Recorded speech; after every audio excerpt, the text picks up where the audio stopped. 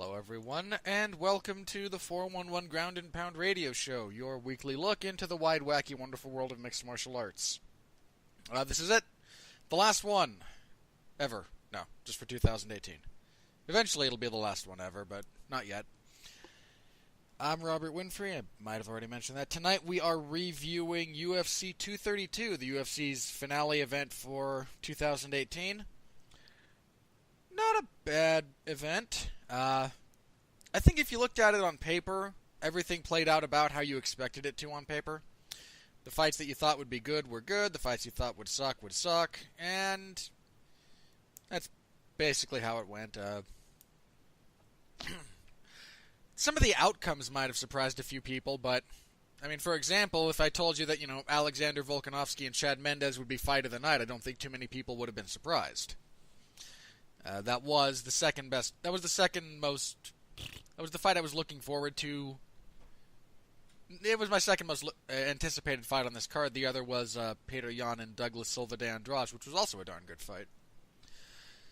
But we'll get to in the specifics, the upsets, because there were a couple. The methodologies, the whole 9 yards. Then, of course, news. I'm going to spring this on Jeff just because I can. I might have do a little bit of a 2018 retrospective. Just a little couple of moments. I'm going to be writing something up for 411 in the near future, so it should run next week because we're off. Jeez, we're off. There's nothing this Saturday or next Saturday, I seem to recall. No, we're off. Yeah, there's nothing on the 5th. There's nothing on the 12th. We're back on the 13th to do a preview show. So, anyway. We'll do something, a little bit of a look back, and then I'll have my 2018 year-end column up and ready to go at some point over the next couple of weeks. But with that out of the way, here's my regular partner in crime. Jeff Harris is back with us as the year comes to a close. Jeff, how you doing? Picograms. I said how, not what. Picograms. Yeah, it's 1/1,000,000th of a gram. Picograms. I mean, really, it's a unit of measurement for weight, so it could be quite a large amount. It just weighs a lot. If you get something that's really, really, really lacking in density, you could get something quite large that just has the weight of a picogram. I'm just saying. You'd be violating a handful of the laws of physics as we understand them, but it could happen. I know how to pronounce picogram. Picogram, a picogram. A pico of a gram. This has to be a reference to something that I'm just not aware of. I'm just saying, picograms. Okay. I'm genuinely curious why you... Did somebody mispronounce it in a embarrassing fashion? Social media for the whole week. Seriously, did someone mispronounce it? Purpose? Because if you're being obtuse on purpose, you're going to piss me off. What, me? Yeah. No, did somebody mispronounce it in a public... I don't keep up on... Yes! Can I guess it was Dana White? No, it was Jon Jones. Okay. It would have been one of those two. Okay, he mispronounced... Okay. That's kind of odd. It's a relatively straightforward word, but okay. And yet he can't say it once. Some people can't say different words. I know a bunch of people who can't say It's not just that. It's just the whole picogram. Like, everyone's been talking about picograms for the last week. Are you not aware of this? I mean, I am. All right. If you are, then you shouldn't be giving me this. Then you shouldn't be shredding. No, I know you said specifically in reference to pronunciation. I did not know if there had been some high-level instance of someone not pronouncing the word properly. It's not just that. It's also picograms just dominating the news cycle of MMA for the last week. And now you've ruined it. So thank you, okay. Robert. I mean, I do ruin things. It's kind of my thing. You ruined Infinity War, and now you've ruined picograms. So thanks a bunch. I'm going to ruin Endgame, too. Just wait. You want to know what else? Endgame is a stupid title for an Avengers movie. like of all the titles you could have gone with, why would you go with Endgame? Like it's such a lazy, unimaginative title. Like, why is that the title of the next movie?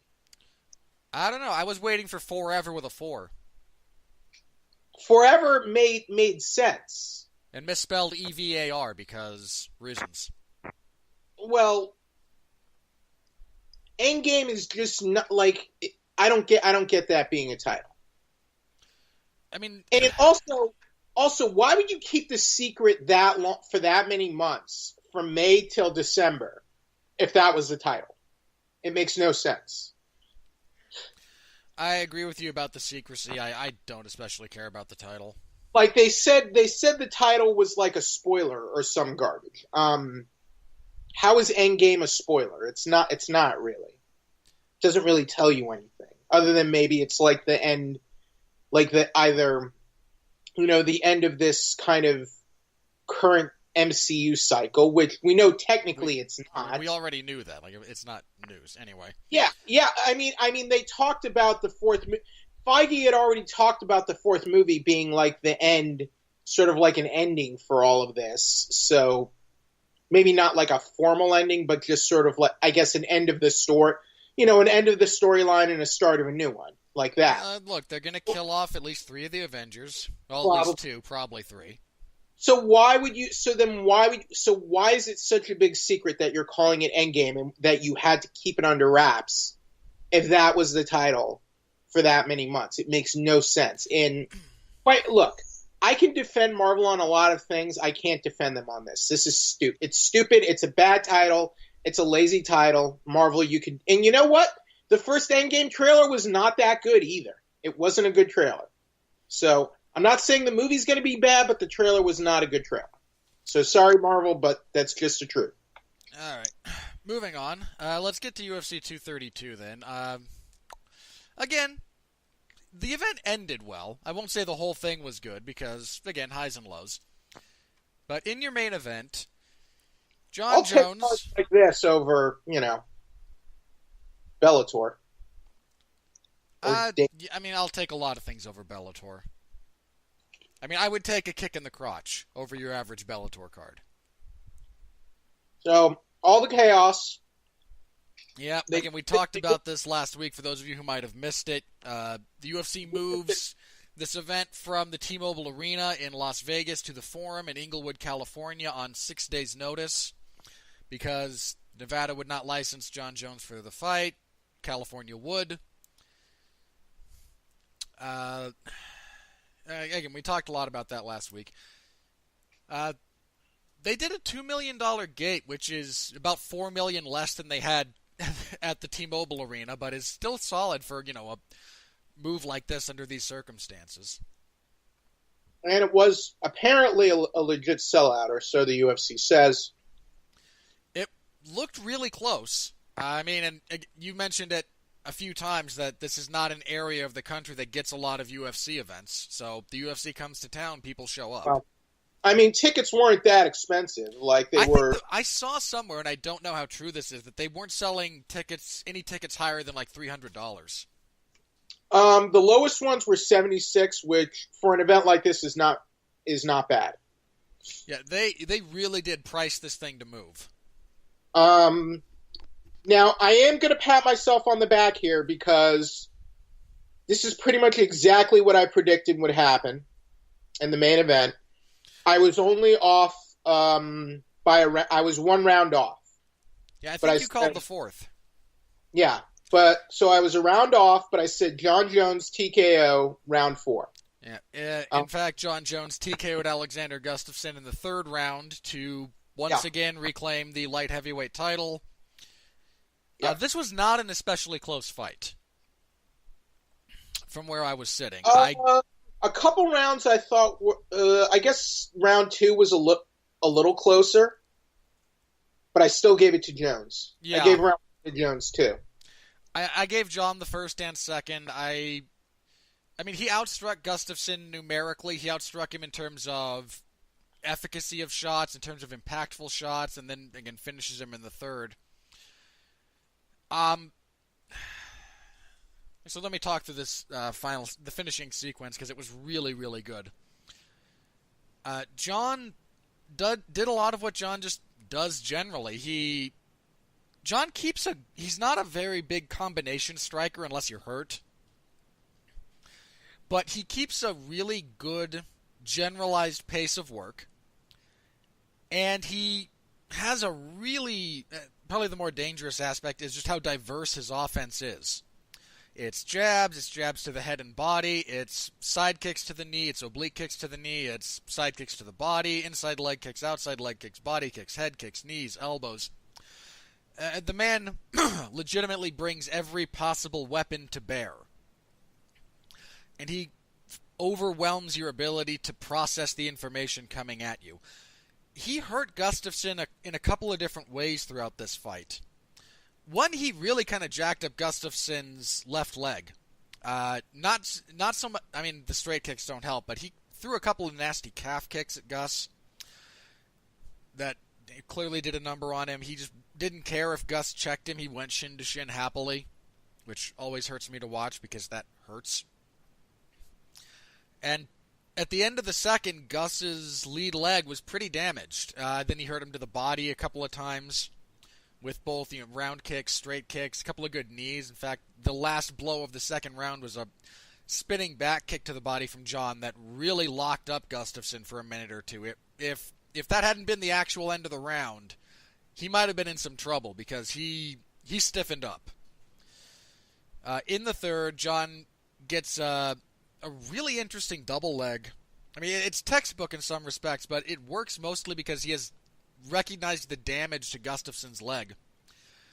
He just enters in on a double, reaches down, gets kind of a knee tap, which is actually a different takedown, but scoops Gustafsson's right leg, and then rotates to Jon's left, which means that the only leg Gustafsson could try and defend with and post on and move on was his left leg, which was compromised, and Jon had kind of an arm around that as well. Not as secured, but there was just no hope for Gustafsson to stop that takedown. That was the easiest takedown Gustafsson has ever given up. And once he's on top of you, Jon Jones is an absolute nightmare. I mean, he doesn't let you up. Gus, tried but couldn't, and then wound up kind of settling back. He damages you at every possible interval. Jon passed into side control, got a really nice, just kind of fundamental half Nelson to prevent Gustafsson from really moving from the position. As he tried to move, he tightened up the half Nelson, got full back control, and just punches from hell until Gustafsson was done and the ref saved him. This was just basically textbook Jon Jones at this point. He moves well, both offensively and defensively. He catches you. If he gets a feel, he disrupts timing and rhythm so well. He never lets you settle. I mean, Jon's basically the best. And Gustafsson had almost nothing for him this entire fight. This is the second rematch of Jon's career. The first time he fought DC, he went 5 rounds, won a tough decision. Second time, knocks him out in the third round. First time with Gustafsson, goes 5 hard rounds, wins a decision. The rematch knocks him out in the third round. I don't think there's really even all that much of an interesting fight for Jon at light heavyweight at this point. He is just so far removed from everyone else in that division. What about Anthony Smith? I mean, if you want to keep the division moving, yes, but I don't like Smith's chances.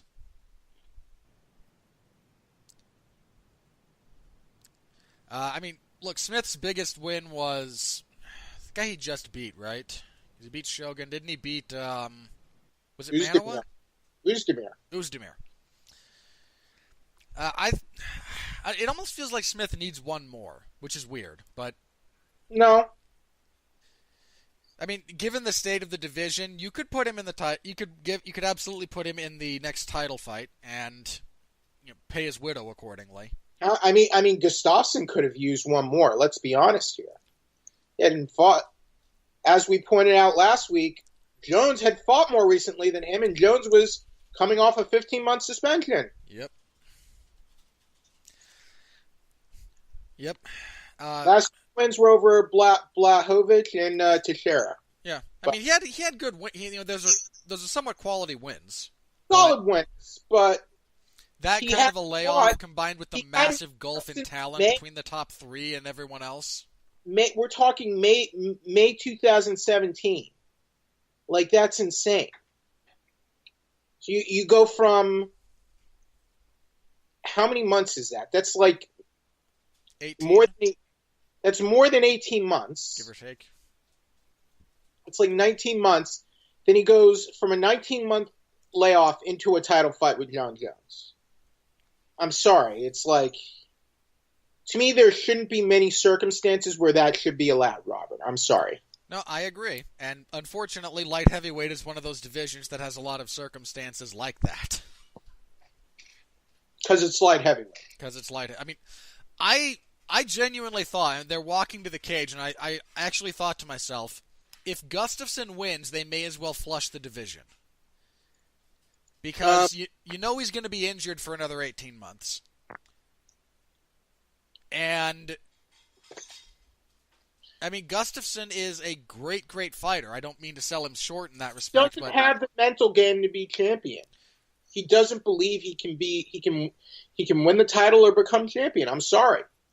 He does not have it in him to do those crazy things that a championship fighter can do, to go that extra mile, to go, not even an extra mile, that extra 2 inches, to be amazing and be a champion. He does not have that in him. I felt it when I talked to him on the conference call, and he just gave to me these bland, mediocre answers. It felt like he didn't believe he could do it. It already felt like he had resigned himself to losing. It's not, and it's not even enough to say it. I don't feel like he ever truly believed it. Now look, Jon Jones could be a cheater, and he could be juiced to the gills on Turinabol, or he could be microdosing, or he could be doing stuff we have no idea how to detect or what. But I think, Robert, even you would concede,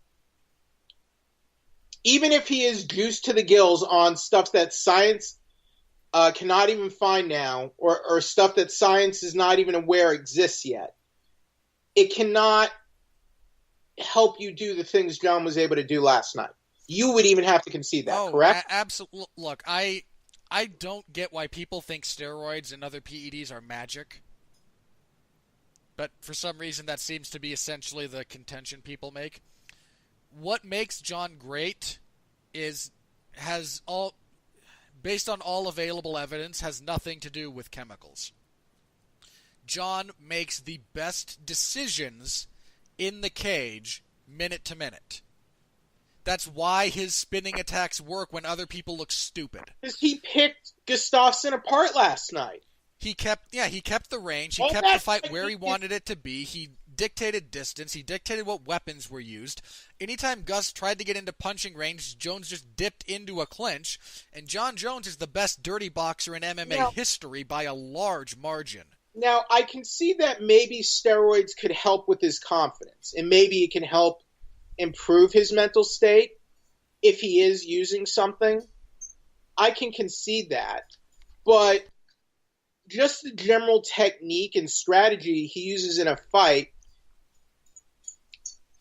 the gas might make you hit harder, and it might do certain things like that, but it's not going to make you a better fighter, better from a strategic standpoint.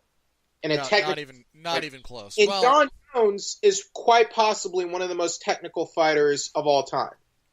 Oh yeah. Again, he is one of the smartest in-cage fighters, in competition fighters, irrespective of sport, that I can remember seeing. I mean, it's shocking how he adjusts, how he picks you apart, how he finds the right weapons at the right time.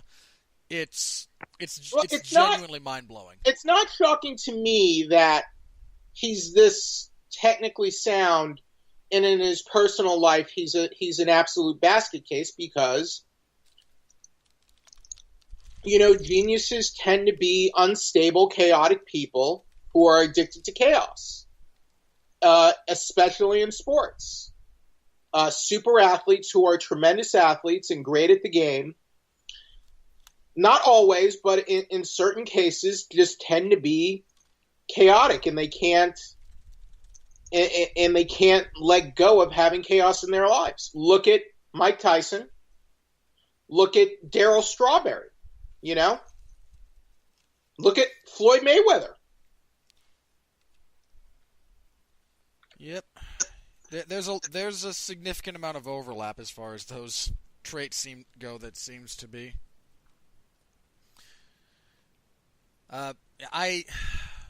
Somebody put it like this on Twitter. I apologize for not remembering their handle, but I think it's the best. It's one of the better metaphors for Jon's career, especially lately, that I've come across. Jon is basically a clock. And the hour hand is him decimating and obliterating another human being in the cage in ways that just make your jaw drop. The minute hand spends 59 whatever units you want to measure in, thinking up ways to do stupid stuff outside the cage. And engaging in stupid stuff outside the cage.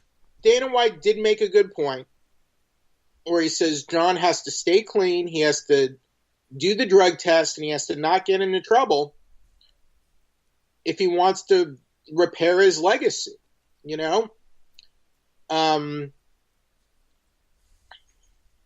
Look, this whole thing before, it was chaotic. The UFC, they moved the event, and a lot of people, and look, there was a lot of grandstanding over what happened.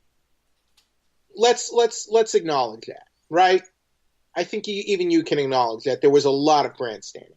I think there were a lot of people genuinely pissed off, and I think there were some people who used that as an opportunity to either exaggerate or try and raise their own profile through the same means. I mean, both of those things are true. Yeah. and there were people who genuinely had a right to be pissed off. Oh, yeah. Look, anyone who spent money on travel for this event, you got screwed. And I don't blame you for being pissed at all.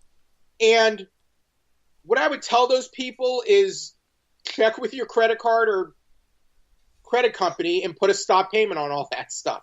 If you're saying that they won't give you a refund, you have I'm just saying you have options. But there were, Dave Meltzer definitely grandstanded over this, and so did Ariel Helwani. Not that I don't have respect for them and what they do in their fields, but they did grandstand. At least a little bit. And I think you even have to acknowledge that. I don't really follow either of them. Well, I don't. Hang on. I don't follow Meltzer at all. Right. Any information I have regarding Meltzer and what he says and does is all secondhand. Full disclosure. All right, but Meltzer got really righteous fury over this. And I'll tell you what he said. He said that UFC, they should have kept the rest of the event in Las Vegas and then just had the main event in L.A. because Vince McMahon did it 30 years ago or some garbage. Come on. That's a profoundly stupid idea. Are you do you even? I mean, seriously, do you really think that would have worked? Me? No. There's no way you're gonna fill a venue for Jones versus Gustafsson and promise to show those people the event on a big screen until the main event. Because no one really wants to sit through the UFC's pacing of an event. But I feel like Meltzer he's always stuck in pro wrestling. Vince McMahon could do that because it was a pro wrestling event. I doubt if it was a boxing event, Vince McMahon or Vince McMahon Sr. could have done that decades ago. Wouldn't you agree? There's a reason boxing doesn't do it. Don't you think if there was some ability to succeed with that model, all of the different sports or entertainment media that could have benefited from it would have done so by now? This isn't some vast, untapped strategy for milking more people out of money that just no one has thought of. It just doesn't work. Just because Vince McMahon was able to pull that off 35 years ago does not mean Dana White would have... And in fairness, WrestleMania 2 was not a great success. It's not fondly remembered. It was kind of a mess. I don't even know if this was WrestleMania 2. I think it was, but this is my point. Some people, some pundits and commentators in the media were grandstanding over this. And you want to know what? The same thing was happening pre-USADA. And like I said, this is what that people wanted year-round random testing, and that's what they did. So the UFC did not want to do that. They were not interested at all in doing it. They did it, and if you thought other sporting organizations couldn't do it well before, then why did you want it in the UFC? That's my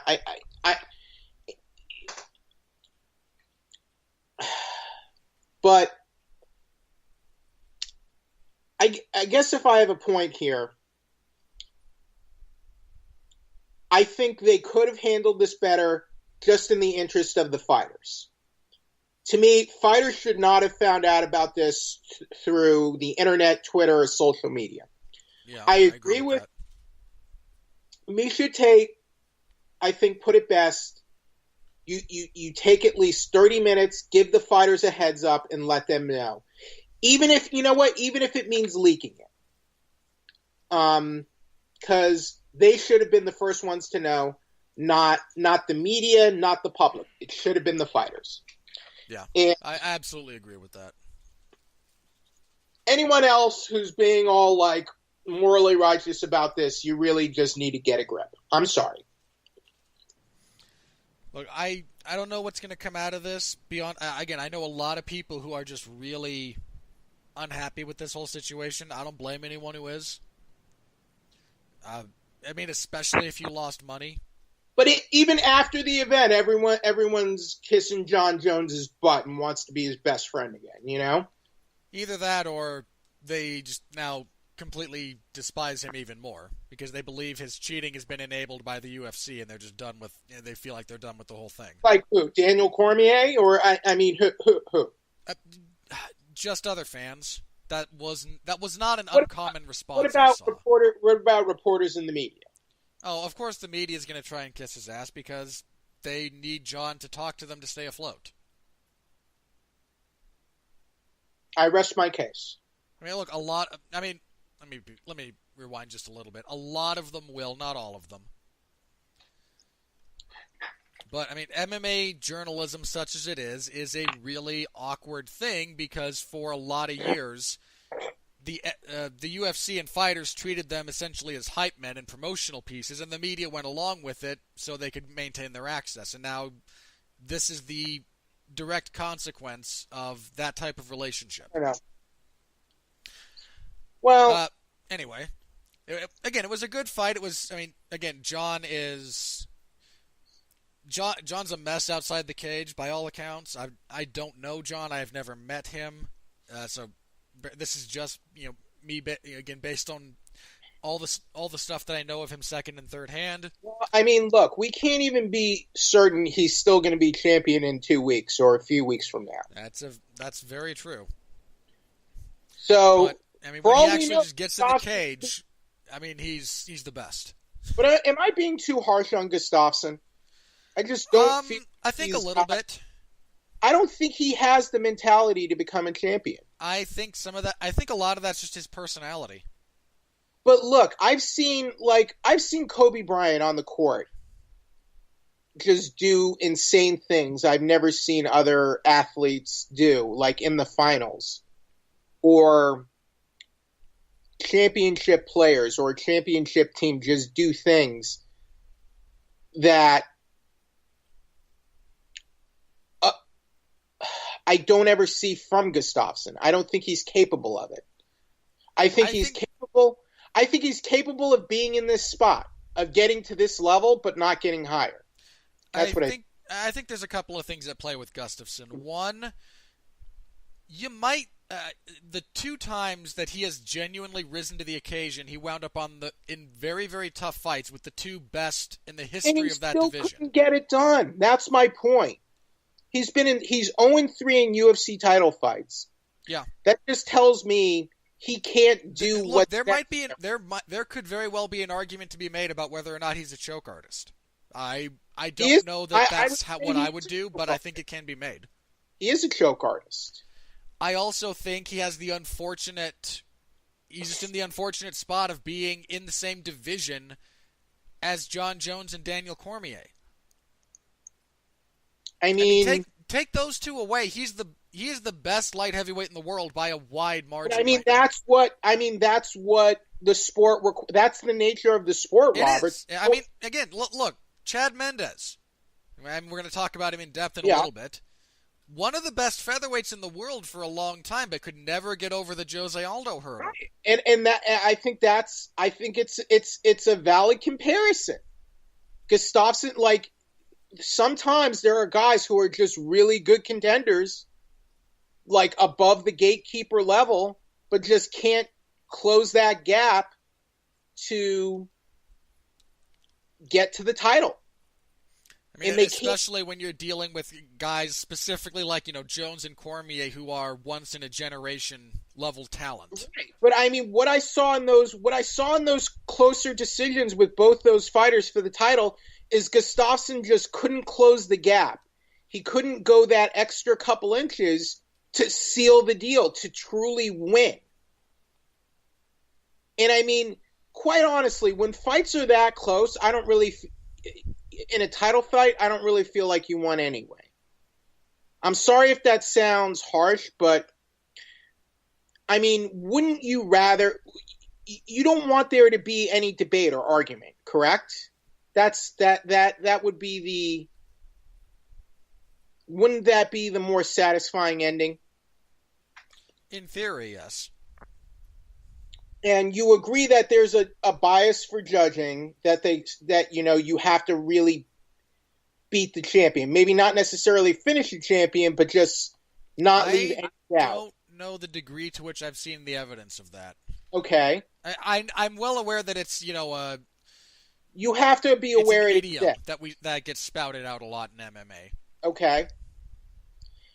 The degree to which it has infiltrated legitimate judging, I'm not sure. But you thought he won that fight with Cormier, right? Yes. All right. I don't feel like he really won that fight. He just didn't. To me, he just didn't make the moves to really put that fight in his favor. And when it was time to score the fight, really be like the one, hey, I won that fight. I don't really feel like he made that case for himself. I don't think he did it in the first fight with Jon Jones. And his game plan here looked horrible. He didn't look like he knew what to do at all against Jones. He really, I don't know if it's just because Jon had a much better read on him this time, or it's because Gustafsson just couldn't get anything going, but he did not look good in this fight at all. He's wanted this fight for 5 years. Like,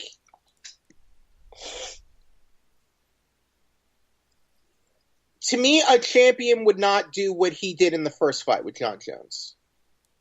And would not do what he did in the fight with Cormier, and would not do what he did last night. And that's why I believe Gustafsson just isn't championship material. Unfortunately, not in this generation. Again, he's just up against guys who are. There's always going to be tough opponents, and if you want to be a champion, you have to be able to beat those guys. No, there's a difference between tough opponents and guys like Jon and DC. I mean, look, Gustafsson even now, drop him into the chaos of the title picture that was, Rampage to Evans to Machida to whatever.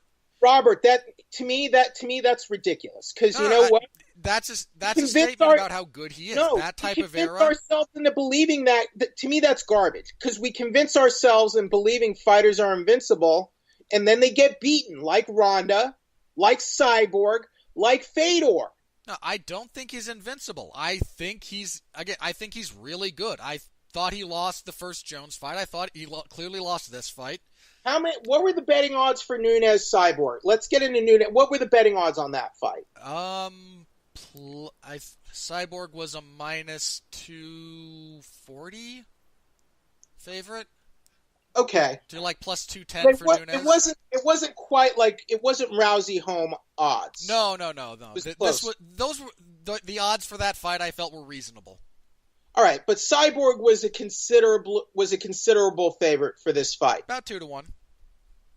And I would say many people believe Cyborg would have been unbeatable for the rest of her career.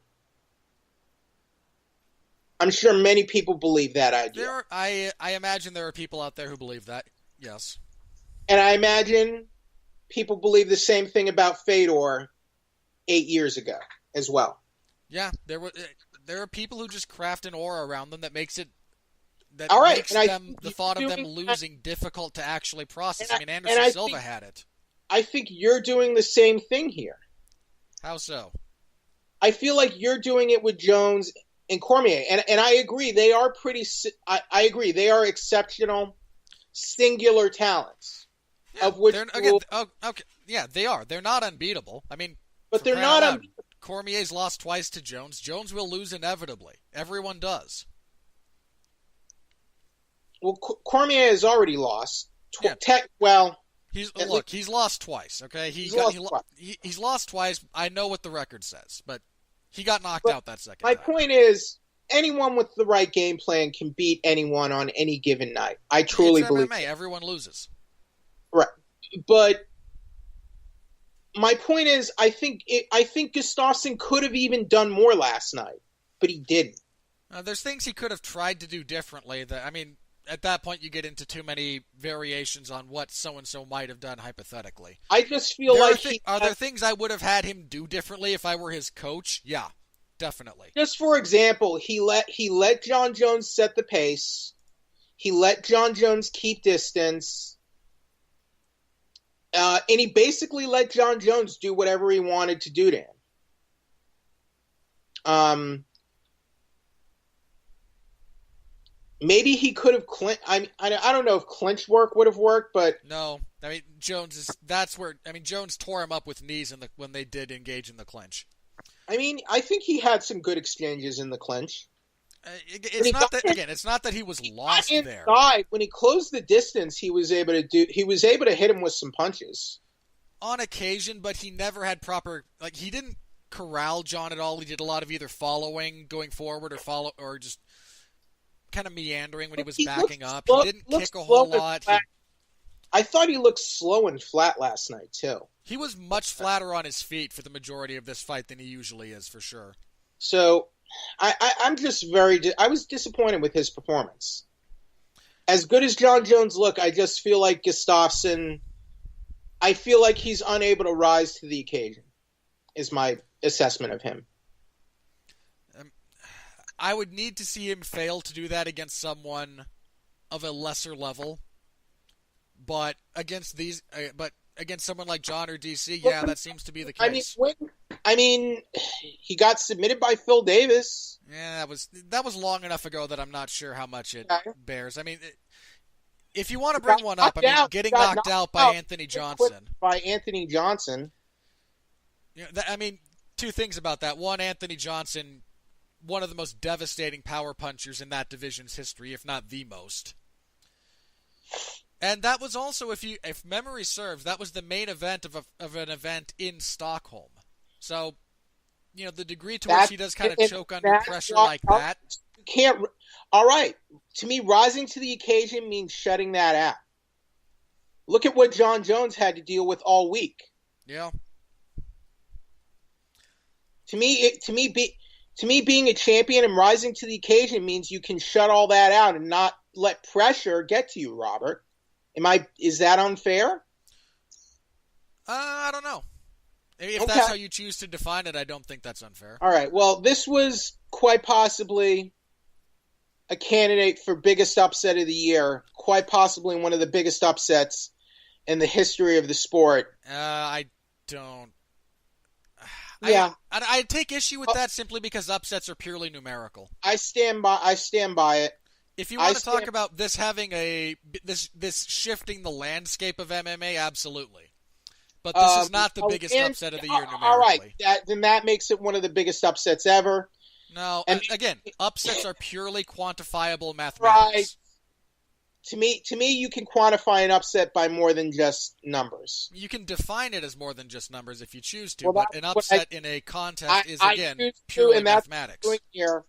Amanda Nunes knocks out Cyborg in the 51 seconds into the first round. This was amazing. Unbelievable. This was absolutely amazing to watch. I mean, I certainly thought Amanda Nunes was... I guess I just didn't see her doing it this way, this quickly. We both mentioned last week that she was certainly capable of winning this fight, but to see it play out like this that was something else. I mean, again, this was... I mean, this is a big thing about defense and head movement. Cyborg's head was wide open. Well, her head was open, and I mean, there's a couple of big things that Nunes does that I was hesitant to give her credit for because she was doing them against women who just suck at dealing with it generally. Right. But I mentioned last week, Nunes throws very straight, very hard punches. She's got power in her hands, and she punches straight, which is a bit of a rarity. And she got to the target before Cyborg did consistently. The thing that I should have brought it up, but I didn't factor it in too much into my decision making here, is that Amanda Nunes does a really good job of keeping her opponents on the end of her punches. I didn't bring it up before because she did it to Misha and Ronda and Raquel, and all three of them suck at dealing with distance. Okay, you can keep Misha Tate at the end of your punches. That doesn't mean a whole lot. Because Misha was never all that good at dealing with it. A great striker. Misha was always more of a grappler, wrestler type. And quite frankly, she struggled with the distance in the Shevchenko rematch. But to see her fight here in a straight-up gunfight with someone else who's a really powerful striker Cyborg's no slouch when it comes to distance management. Well, I mean, there wasn't really a lot of time to kind of read your opponent. No, these two, they came out, they traded punches, and both seemed to go, okay, we're doing this. And then they just, again, got into a gunfight, and Nunes's straighter punches at knowing her distance and her own reach as well as she does wound up doing in Cyborg. Now, it was something I want to ask. I want to ask something I noticed in this fight. I want to ask your opinion about. It looked like Nunes was knocking Cyborg down, but was basically keeping her upright by grabbing her head, or kind of instead of letting her go down. Did you notice that? I would have to rewatch. It just felt like Nunes was kind of almost inadvertently, mind you, helping Cyborg recover instead of letting her fall to the mat. Maybe because she's in the moment and trying to just not let up. Some of it's that. Some of it's also just, okay, if you're trying to get up against me, I'm going to hold your head and punch you in the face more. And, I mean, that last overhand right that she landed just caused Cyborg to just face plant. I mean... But, I mean, because it looked like... I mean, because, look, this fight wasn't even a minute long, but it looked like she almost helped Cyborg up, and then she recovered and almost found a second wind after getting I think I remember the exchange you're talking about. They both got hit, and right. I think Nunes was kind of grabbing. I don't want to say she was badly hurt or anything, but it was, again, we both got hit. I can kind of find my balance, and if I can find my balance against you, and then that leads me into a follow-up punch, then right. Okay, if it helps you stay upright. The way it looked to me, it looked like Cyborg was on her way down, and if maybe Nunes was trying to find her balance. Maybe she was out of balance or something, but it almost looked like she kind of helped Cyborg stay upright and almost helped her recover, basically. It could have been something like that. They might have just been in an odd position, with each other relative to their arms, and Nunes kind of wound up doing that as the best option. Cyborg did tag her a couple of times. She might have been knocked a little silly. Yeah, they both landed. This was I mean, Nunes landed better and more often. That's what led to the win. But again, it's not like Cyborg was just a punching bag. She was throwing back the whole time. Now look, people now are calling Amanda Nunes the greatest female fighter ever, and in MMA, yes, I would agree. Okay, but what if she were to lose to Holly Holm after this, just due to matchup style? I know that's a bit hypothetical, but is she still really the greatest ever? I'd say even if she lost to Holly, she still has the best resume. Right. Okay. Fair enough. I mean, if you and in fairness, again, consider Nunes' resume. Just, I mean, she's knocked out Julia Budd, who is Bellator's women's featherweight champion, and Julia Budd's not a slouch. She beat Valentina Shevchenko twice. My issue with the scoring in the second fight notwithstanding. She submitted Sarah McMahon, or did she TKO her? I can't remember. Finished Sarah McMahon. Yeah, finished Ronda Rousey. Finished Cyborg. Finished Miesha Tate. Right. Finished Jermaine Durandamy.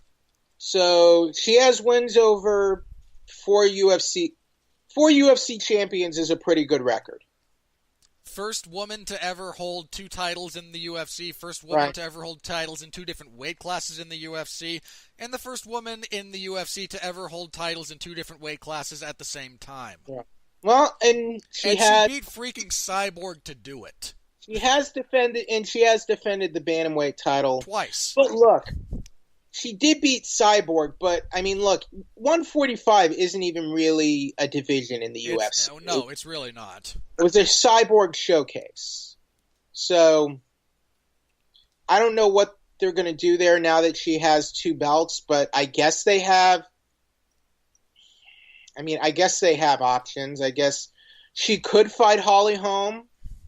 I guess in either way. Yeah, there's a real lack of options generally for Nunes after this fight. There's not a lot of contenders at bantamweight. There's not even really a division at featherweight. Cyborg did lose in under a minute, but people were asking her, should she get a rematch? I don't know, but what do you think?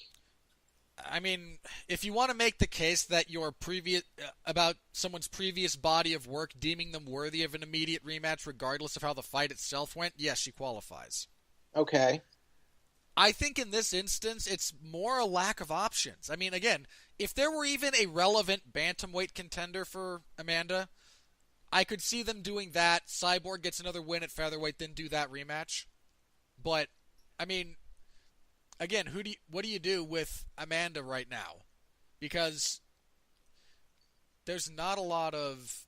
Let me pull up the rankings for whatever they're worth in this situation. I think people who could be contenders just aren't ready yet. Yeah, like you're either dealing with people she's already beaten or people who clearly aren't ready. So, okay, let's take a look. We have Jermaine Durandamy ranked at number 1 as the number 1 contender at bantamweight, who Nunes finished. You have Holly, who lost to Durandamy and hasn't been all that active, and her last win was at featherweight against Megan Anderson. Raquel Pennington, who was a punching bag for 4.5 rounds. Kat Zingano, who the last woman to beat Nunes, but who just lost. Well, there are extenuating circumstances. Sure, injury related. Sure. Ketlin Vieja, I just don't think is quite ready yet. Ketlin's not there yet. Ketlin will be, I think. She's very, very good, but I think it's a bridge too far right now. Marion Renault just lost. Aspen Ladd, if Aspen Ladd beats Holly, you might go that way. I can see that argument. Sarah McMahon, who... And I'm not really interested in another Shevchenko-Nunes rematch. I'm sure... I'm not. I mean, again, I think we know how that fight goes at this point. Yeah. It's not terribly interesting unless you're really into technical striking. It goes the distance, and you get a split decision. Do we need to see this again? And I love Valentina. I thought she won their second fight. Yeah, but I agree. Do we need to see it again? I mean, how crazy is it in some respects that in the last, 3 years of Amanda Nunes' career, the toughest fight she's had is against the now flyweight champion? Well, look, we're almost into 2019, and women's featherweight is not even recognized on the rankings page. No, they don't have. I don't think they have 15 fighters in that division. I mean, there you go. And they even redid the athlete rankings page. So, to me, that just kind of says it all. So, to me, it's not so much that she won 2 different titles, but that she beat Cyborg. Yeah, there's not a divisional history with women's featherweight to claim, but you're the first person in, 13 years to beat Cyborg, and you do it like that? Right. Yeah, that's a great big feather in your cap.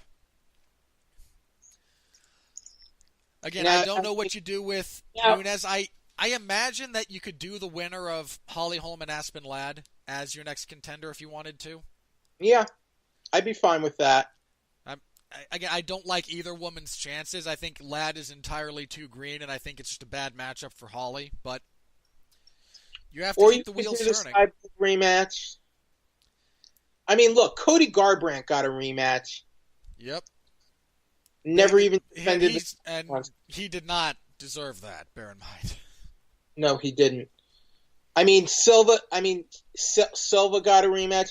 Arguably, Jose Aldo maybe should have gotten a rematch against McGregor, but McGregor was never... If McGregor had fought at featherweight again, they could have and probably should have done that rematch, but he did get... McGregor is McGregor.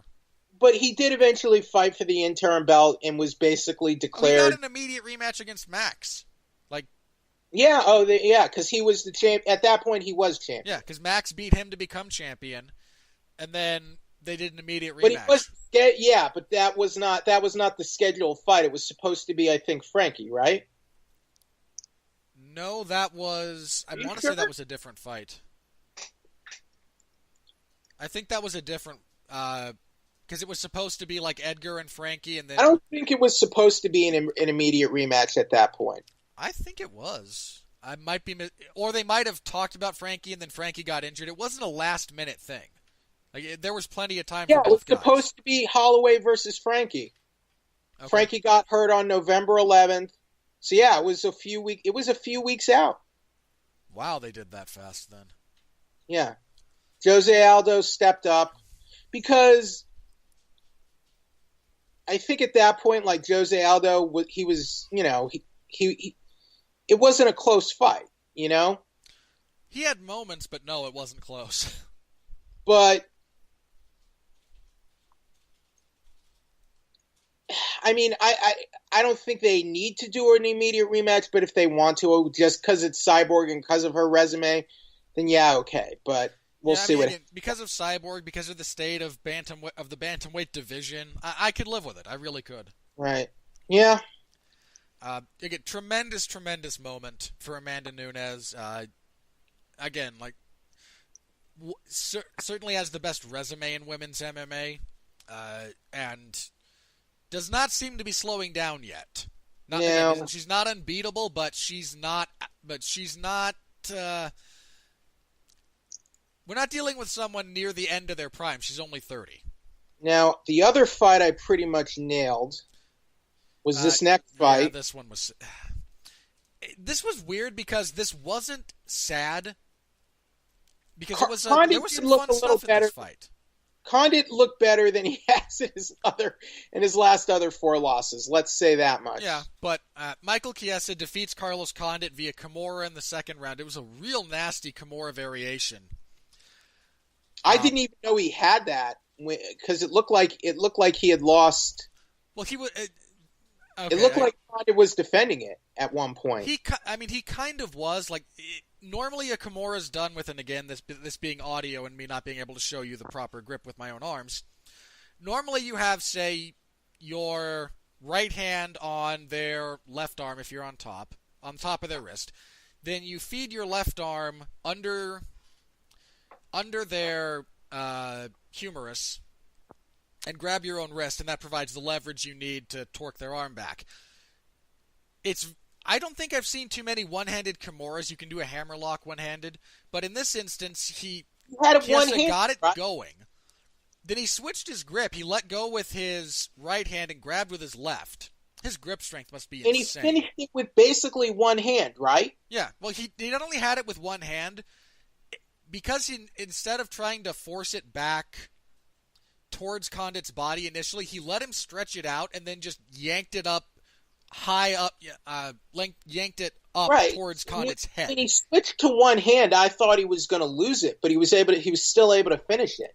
If Condit, again, the danger of the one-handed thing is that you need the grip strength to keep control over their wrist. Because if they can fight you with it, then they can get back or at least contest it. It's hard to do, but between the arm position that Condit was in and Chiesa's grip strength, which again must be pretty nuts, he got it yanked up high, and then he just dropped his weight onto Condit's chest. Chiesa's grappling and his submissions are probably his best attributes, you know? Yeah, he's just a hard-nosed wrestler with some good top control work.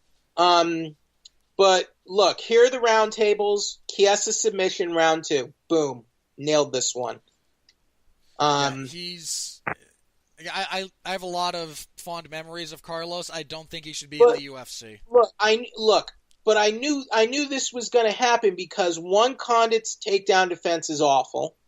It was awful here, and I feel like his top control and his submissions are very underrated. And I figured he was gonna get Condit to the mat at some point. And you know what? Condit did have his moments in this fight. He almost actually gave Condit the first round, I think. I mean, he almost finished Chiesa. He had an armbar. That was a tight armbar. And we don't really... it's not often we see Condit busting out submission attempts like that. It's very... At least in his UFC career, I don't think we've ever really seen him grapple that much, to be honest, right? Other than when he's on his back. Yeah, and then he had a nice inverted triangle attempt to close out the first round. Okay, yeah. So he looked... Even standing, he looked a little sharper than he has before, but Chiesa couldn't have asked for a better matchup style-wise for his first fight at welterweight. It would be hard to find a better one. Not impossible, but hard. Just a fight that will let him, that will be slightly competitive, but that he could ultimately win, that favors his style completely. And Condit did exactly that. Chiesa, I mean... looked good, but he looked good against Carlos Condit in 2018. I kind of see Chiesa at welterweight kind of being similar to where he was at lightweight. Like, he can make some noise and have some solid wins, but I'm not sure I see him being a contender. I kind of agree with that. I mean, we'll see how it plays out as it keeps going, but at a minimum, he does not seem out of sorts in this division. I mean, he's the same size as Condit, give or take. I think he will be good and competitive in the division, just not like a contender level fighter. Like maybe like a top. I think he'll be like a top 15, maybe like lower top 10 level fighter, basically. Yeah, that's entirely possible. I could see him beating like a Neil Magny, guys like that. I mean, he called out Neil Magny, and they basically fight the same way. I'm okay with the fight. I'd be okay with that fight. Robert. Last fight out, you said you never wanted to see Carlos Condit fight ever again. That is true. How do you feel right now? I still feel the same way. Look, I don't have concerns about Condit's health the same way I do other guys who, like Diego Sanchez or BJ Penn, who I look at and go, I don't think you should be fighting, period. I don't think Carlos Condit is a UFC caliber fighter anymore. And if he were to fight elsewhere, I don't think I would go out of my way to watch it. Do I think he shouldn't be licensed to fight? No, I think he's still healthy and competitive. Basically, you're saying he should go to PFL or Bellator. I mean, he should do whatever he can get away with doing, essentially, but if I were in charge, yeah, he wouldn't be in the UFC right now. I don't think it's the place for him. He's lost 5 fights in a row, and he was finished in most of them. I mean, better fighters have been cut after less fights. Yes. After losing less. Yes, completely. And look, he is Carlos Condit, and he has done some. He's had a pretty good career over the years. I mean, he was welterweight champion in WEC, and he beat some tough guys in WEC, and he He had a pretty good run in the UFC. He had a really good run in the UFC. I maintain he should have been champion. I still think Tyron, with the benefit of hindsight, Tyron would have beaten him the same way he beat Robbie Lawler, essentially. But I think Condit won that fight. I think he should have been. He should have had UFC welterweight champion on his resume. He's fallen off dramatically since that fight. I feel he like and Lawler both, man. Those two took something away from each other in that fight. I feel he's mentally checked out, and I think he's just hanging around to just make seed money for his side businesses and to pay off child support and alimony. Having seen his new girlfriend in the Embedded episodes, so obviously he and his first wife split up, and he's got to pay those child support bills. Yeah, child support ain't cheap. I don't know what it's like in New Mexico, where his ex-wife and son probably live, but I didn't even know he got divorced until I saw that Embedded clip. But wow. It sucks when marriages break up. It always does. Doesn't mean it's always the best. It doesn't mean it's always the wrong decision. It just even when it is the correct decision for all parties, in a lot of respects, it still sucks. But now we know why Jon Jones and his fiance of about 20 years never make it official. Hey, if you are with someone or you have a personality type that makes you paranoid about joining your assets like that, it's a thing, man. Why don't they get... I don't get it. Why don't they get married?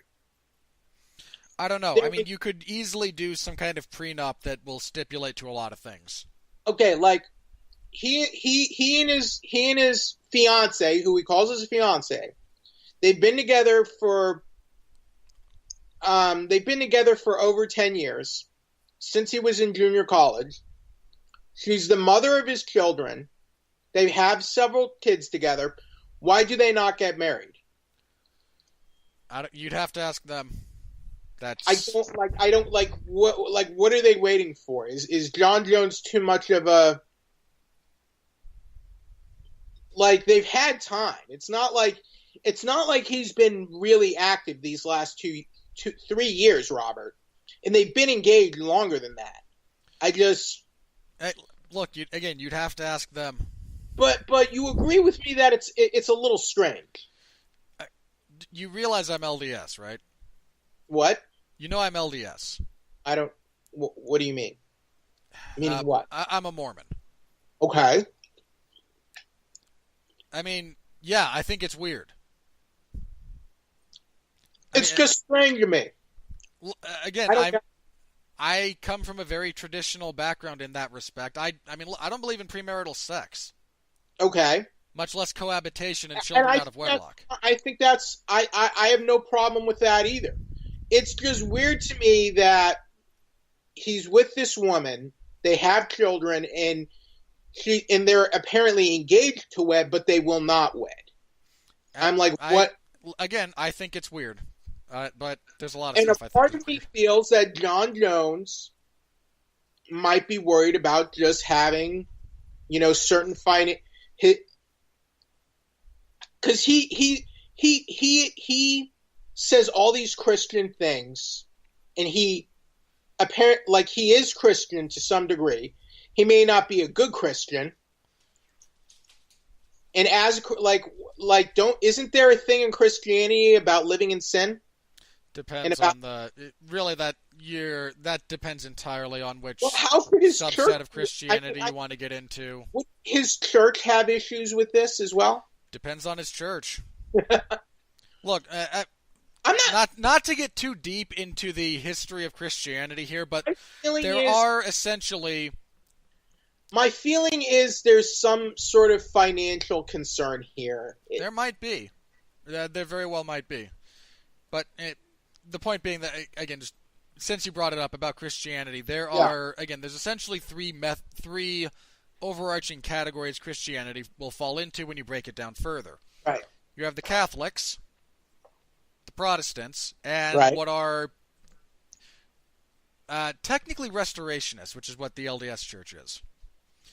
The Catholics claim direct lineage for their authority back to Christ. Protestants take issue with the Catholic Church. Again, Martin Luther very famously with his theses against the Church and trying to reform it. And there are about 8 million different variations of Protestantism. You have Lutherans, you have Calvinists, you have Baptists, you have Episcopals, you have Unitarians. And then each of those actually have subsets that tend to break down depending on who your pastor is. So, and again, the Church of Jesus Christ of Latter-day Saints is again a restorationist faith, which is slightly different than either claiming direct lineage as the Catholics do or whatever. But Goldie Hawn and Kurt Russell have been in their relationship for like 30 years, right? And they never officially wed because I guess they just either didn't believe in it or didn't actually want to get married or something. Well, if you live together for long enough, that's why there are common law marriages, which is a legal definition. Like he proposed to her, they are engaged. He calls her his fiancée. She is the mother of his children. What is the roadblock here that I'm not understanding? Again, if I knew, I would basically have to be one of them because it's just down to them. All right, the only conclusion I can come to is that it's a financial thing. It could very well be. She might not want to get married for whatever reason and enjoys that status. I don't know. Again, like it comes down so much to marry the father of her children and the man she agreed to marry. It comes down to them and their relationship. Like I can speculate, I can guess, I can throw out wild hypotheses, but you need to be one of those two people to know the actual answer to that question. Like Misha Tate and Brian Caraway, remember them? Unfortunately. They were together. They were like this power couple, and they were together all these years. Then they broke up. Then Misha finds a new guy, gets pregnant, and marries this guy. It's a little interesting, don't you think? Not really. I don't care about people's personal lives. They never really wanted to get. They didn't work out. They never wanted to get married. I'm sorry, but I find all this fascinating, Robert. I'm sorry. It's okay if you look. It's okay if you do. People are interested by different things. And quite frankly, I'd prefer that discussion to one for the next fight. But I find the personal and marital lives of these fighters fascinating. All right. I'm sorry. It's okay. But moving on, Corey Anderson defeated Ilir Latifi via unanimous decision. This fight sucked. It was a Corey Anderson fight. The fight sucked. We don't even need to talk about it anymore. Let's move on. Again, if you put those two on paper and say, what do you think will happen? Well, it'll go long unless somebody lands a lucky punch. It'll feature a lot of clinch fighting and wrestling. And Latifi always fades, so Anderson will probably win. That's what happened. It was a Corey Anderson fight. Pretty much. He called out Anthony Smith after this. Shut up. On the one hand, I think Smith is more in the title picture than Anderson. If, for whatever reason, they don't do Smith in the title fight, okay. No. They could make that fight. No. I don't care because I don't care about this entire division. Like, it is a wasteland. I only accept a fight with Jon Jones. Again, if somebody gets injured, if they can't make the fight with Jon or whatever, I don't hate that fight. Mostly because I think Anthony Smith will knock him out. I would like to put Thiago Santos and Anderson together. There you go. You could do that. I'd be okay with that. All right, kicking off the main card. Do us a favor. Yeah. This fight, baby. This fight made me happy. Not just because Chad Mendes lost. I orgasmed over this fight. Oh, God. Again, it's not just because Chad lost. It's because it was fight of the night for a reason. I thought it was solely because Chad lost and got slept. No. Well, look, Conor McGregor has never and will never have that effect on me. I don't care the circumstances. No, I mean, seeing Chad Mendes. Yeah, no. Look, Conor McGregor knocked out Chad Mendes once. I refuse to allow Conor McGregor to have that kind of impact on my life. Okay. Anyway, man, this fight was a lot of fun. These two guys came out and both got after it. Mendes got a couple of takedowns in the... Alexander Volkanovski TKOs Chad Mendes in the second round. Again, there was a lot of good stuff here. There was some good wrestling. Mendes hit a couple of takedowns. Volkanovski scrambled very well. He wall walks very well. Volkanovski kept good pressure and pace on the feet, had good body work. Mendes is a little soft to the body, I think. A lot. There's been some... It's not just one and done. This is kind of documented. A lot of guys have had success going to the body on him. Volkanovski did get taken down fairly easily, but he was able to work his way up. He was able to get one of the things about Volkanovski's game, he stuffed most of Mendes' takedowns, and even the ones that Mendes got, he got up very quickly, and he has ability a background. Well, the ability to blend those two things together is one of the most dangerous things, because there are guys with great takedown defense, Thiago Alves, by way of example, who, if they get taken down, can't get back up. Then there are guys who get taken down all the time, but get up all the time. Right. Gustafsson, pretty reliably, if you look at his career, is one of those guys. Jose Aldo Aldo specifically is one of those guys who you're unlikely to ever get me down to begin with. If you do, I'm getting back up. It is really the best of both worlds. Volkanovski has that. Two things about Volkanovski that really, I think, led him to victory here. One is his pressure. Volkanovski keeps a maniacal pressure on you.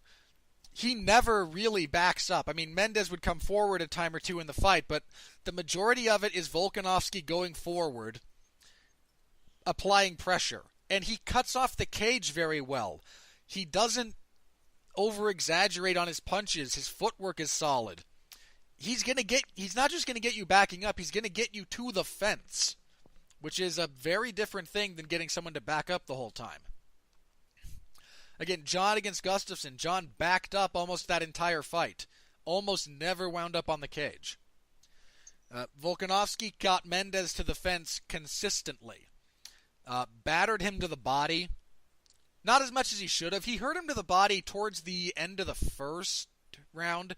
And then, early in the second, he landed a good left body kick that hurt Mendes, but he didn't go back to it until the finishing sequence.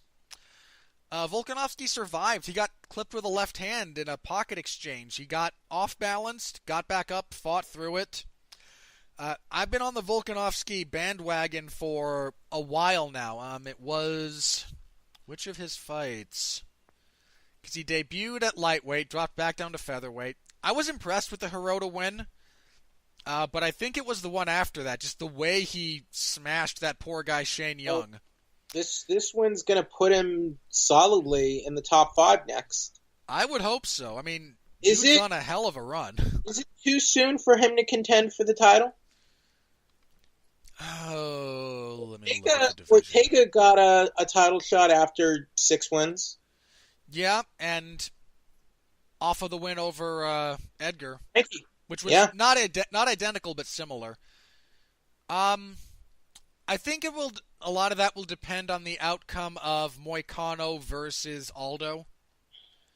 Because if Renato Moicano beats Jose Aldo, I think it should be Moicano.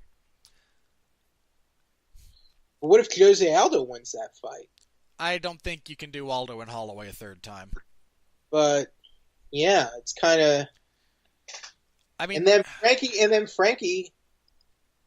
Frankie's out there. Got Volkanovski and Frankie would be a lot of fun. Volkanovski and Stevens would be a hell of a fight. We might have to see Frankie versus Volkanovski, but then Frankie might just want that title shot next. And then we don't know what Max Holloway is going to do. I don't think he has to move up to lightweight just yet, but we'll see. God, you could do, if you wanted to have fun, some fun with the matchup and the fans. Okay. Volkanovski and Zabit would be I don't know if I want. I would. I don't want that fight. I mean, I think Volkanovski wins it relatively easily. I think Zabit needs to keep coming along.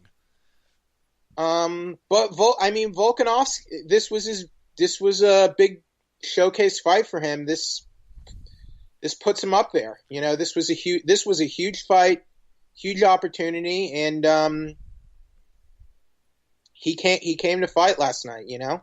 He came to fight, and he came through in a really big way. Again, I mean, this puts him in the conversation. It definitely does. Absolutely. Depending on how things play out, he could. I mean, again, if they make him for the title, I don't hate it. Let me just say this: at all. I would have less problem with him getting a title shot than I did Darren Till. Yeah, it would make. I think he has a better claim to a title shot right now than Darren Till did at welterweight. Yeah, that's fair. God, what's crazy? They mentioned this. You know, Volkanovski was a professional rugby player at one point in time. But this was a good. Weighed over 200 pounds. I think this was one of the better. This was one of the better openers we've had in a while, and I think they showed that this was a good choice for the opening fight. Oh yeah, this was a really solid choice to open the card. And featherweight's a really good division, man. I don't think as a division it's quite as stacked as lightweight, but if you take the top 5 at featherweight and the top 5 at lightweight, those are virtually indistinguishable in terms of net talent. Here you had 2 top 10 athletes, you had 2 top 10 fighters who, you know, both coming on. I mean, Menace only had that one win, but Volkanovski, you know, he was surging up the ranks and had 5 in a row. 5 in a row in the UFC. 5 in a row. I mean, it just feels like recently the main card openers just have been a little questionable in terms of matchups. This, I think, was a really solid opening matchup, just in terms of all the factors I want for hot. You had relevant guys who matched up well, who came in and put on a darn good fight. Right. Menace is still competitive. He's a former title contender, still a top 10 fighter, and Volkanovski, you know, just made it into the top 10. You know, had a great winning streak, and this really propelled him. So I like it when these kind of fights get made. Yeah. You know, really good fight. I don't know that it will feature in my 5 best fights of the year, but if that list was out to 10, it probably would. I mean, this wasn't a fight of the year candidate for me at all, but I mean, it was a good fight, and I was happy with it. There was a lot of fun to be had in this fight. And so. I'm not ready to get on the Volkanovski bandwagon, but I thought he looked damn good. All right, that's fair. I've had that position many times. It's rare that I get on a bandwagon that doesn't either derail or isn't already full. So it's tough because I'm captaining the bandwagons for Ferguson Holloway. No, you're not captaining those. Who is?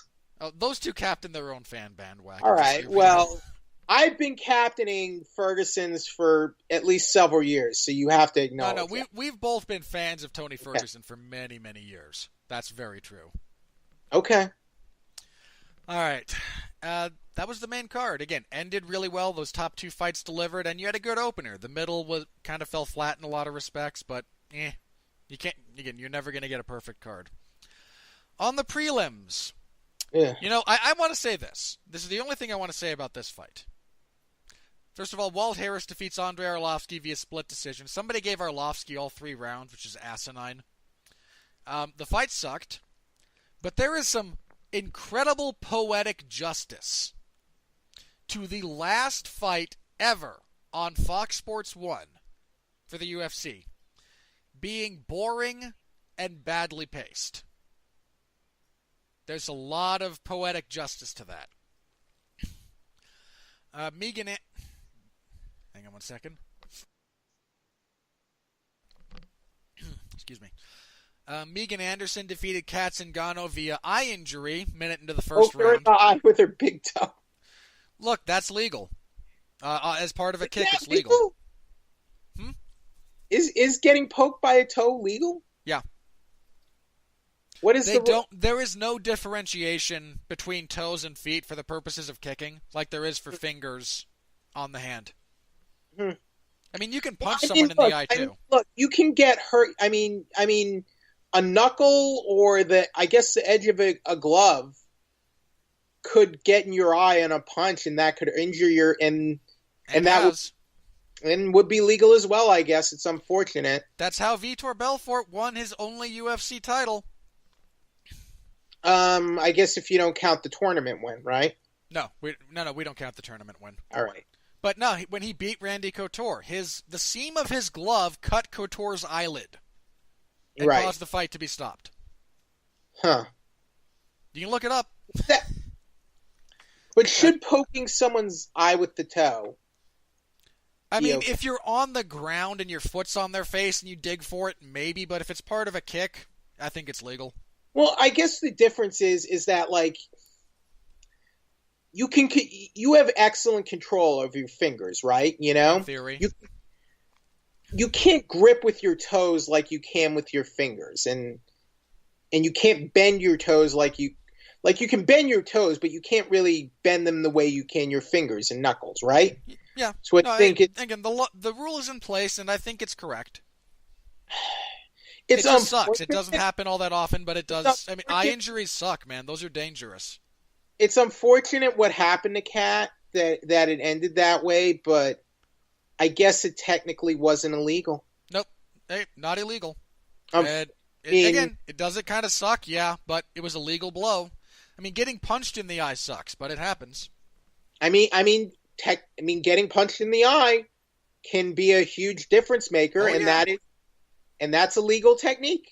Oh yeah, Santiago Ponzinibbio, when he fought Neil Magny, just jabbed him in the eye repeatedly. Ortega's eye got swollen shut against Holloway. Yeah. Max Holloway targets eyes because he's an accurate puncher. It's perfectly legal. You can't gouge with fingers. It's less of an issue just numerically with feet. You're not often in a position to gouge someone's eyes with your toes when you're not just kicking them in the head anyway. Yeah, fair argument.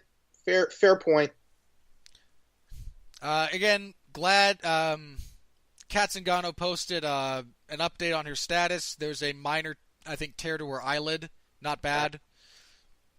I'm very happy nothing more serious happened. This is also why fighters keep, when you get into the cage, your fingernails and toenails have to be clipped incredibly short. I mean, Bisping's career ended over an eye injury. I mean, if Mike Winklejohn literally lost an eye because of a kick essentially similar to that one. He was holding pads for a guy who missed, and his toenail sliced his eye open. Mike Winklejohn is blind in one eye. There's a reason that there are grooming standards for your toes and fingernails when you get into the cage. Peter Yan, baby. Another guy whose hype train I've been on. Good stoppage in this fight, too. Yeah. He defeats Douglas Silva de Andrade via TKO between rounds 2 and 3. De Andrade's corner stopped it. Good for them. I applaud it. Yan, the first round was relatively close, but I gave it to Yan, and Yan's a slick fighter, man. And he's a busy fighter. He's a guy to watch. The beating he put on De Andrade in the second was pretty serious. And then, again, credit to Silva's corner for stopping this fight because their guy was done. This should put Yan into the top 15. I'd argue he should have been there already. Actually, hang on, let me look at bantamweight for a minute. Yeah. Perez, Almeida, Douglas Silva, Yaya. I might argue for him over Yaya. But that would be it. So, again, he could have been there already, and I wouldn't have complained. He will be there now. I mean, this is only the second time Douglas Silva de Andrade has lost at bantamweight ever. The other one was to Rob Font. Uh-huh. Peter Yan's somebody to watch out for. He's young. He's, 25? God, I'm old. He's a Russian bear. The Siberian Gangster was his nickname at one point. I think he goes by No Mercy now. He's 3-0 in the UFC, 11-1 overall, and that one loss, I think you can still find it on ACB's YouTube channel, was a very close split decision. That master of sport and boxing and master of sport and mixed martial arts. Yeah, a lot of what makes him so successful is his blending of boxing into MMA. Jan's great, man. Jan's a great guy to watch fight. Ryan Hall, I called this one. I said when they made it, I thought Hall would leg lock BJ Penn. Ryan Hall. That was a great leg lock too. Oh yeah, Ryan Hall is a. They don't call him the Wizard for nothing. He is insane on the mat. I mean, and how often do we even see a rolling like heel hook like that anyway? That was like heel hook out of the Imanari roll actually finished. Yeah. More infrequently, especially at the highest levels. I mean, Tony Ferguson tries at least one every round per his contract. It's like a WWE move, basically. It's just a grappling move. I mean, it's an Imanari roll because a guy, I forget this guy's first name. Ken Shamrock and Kurt Angle do that transition in WWE. Yeah, because it's a real thing. I mean, the guy who came up with it. I'm going to look up his name because I cannot remember. See it so rarely. We see it so rarely in MMA. Maybe in grappling, like in a grappling. Oh yeah, you see it all the time, especially in no-gi tournaments. But not in the octagon. Masakazu, that's it. Masakazu Imanari, who invented the darn thing. Yeah, you see it. Again, you don't see it as often in MMA because how you stand, the danger of going for leg locks in MMA generally, just your heads tends to be exposed.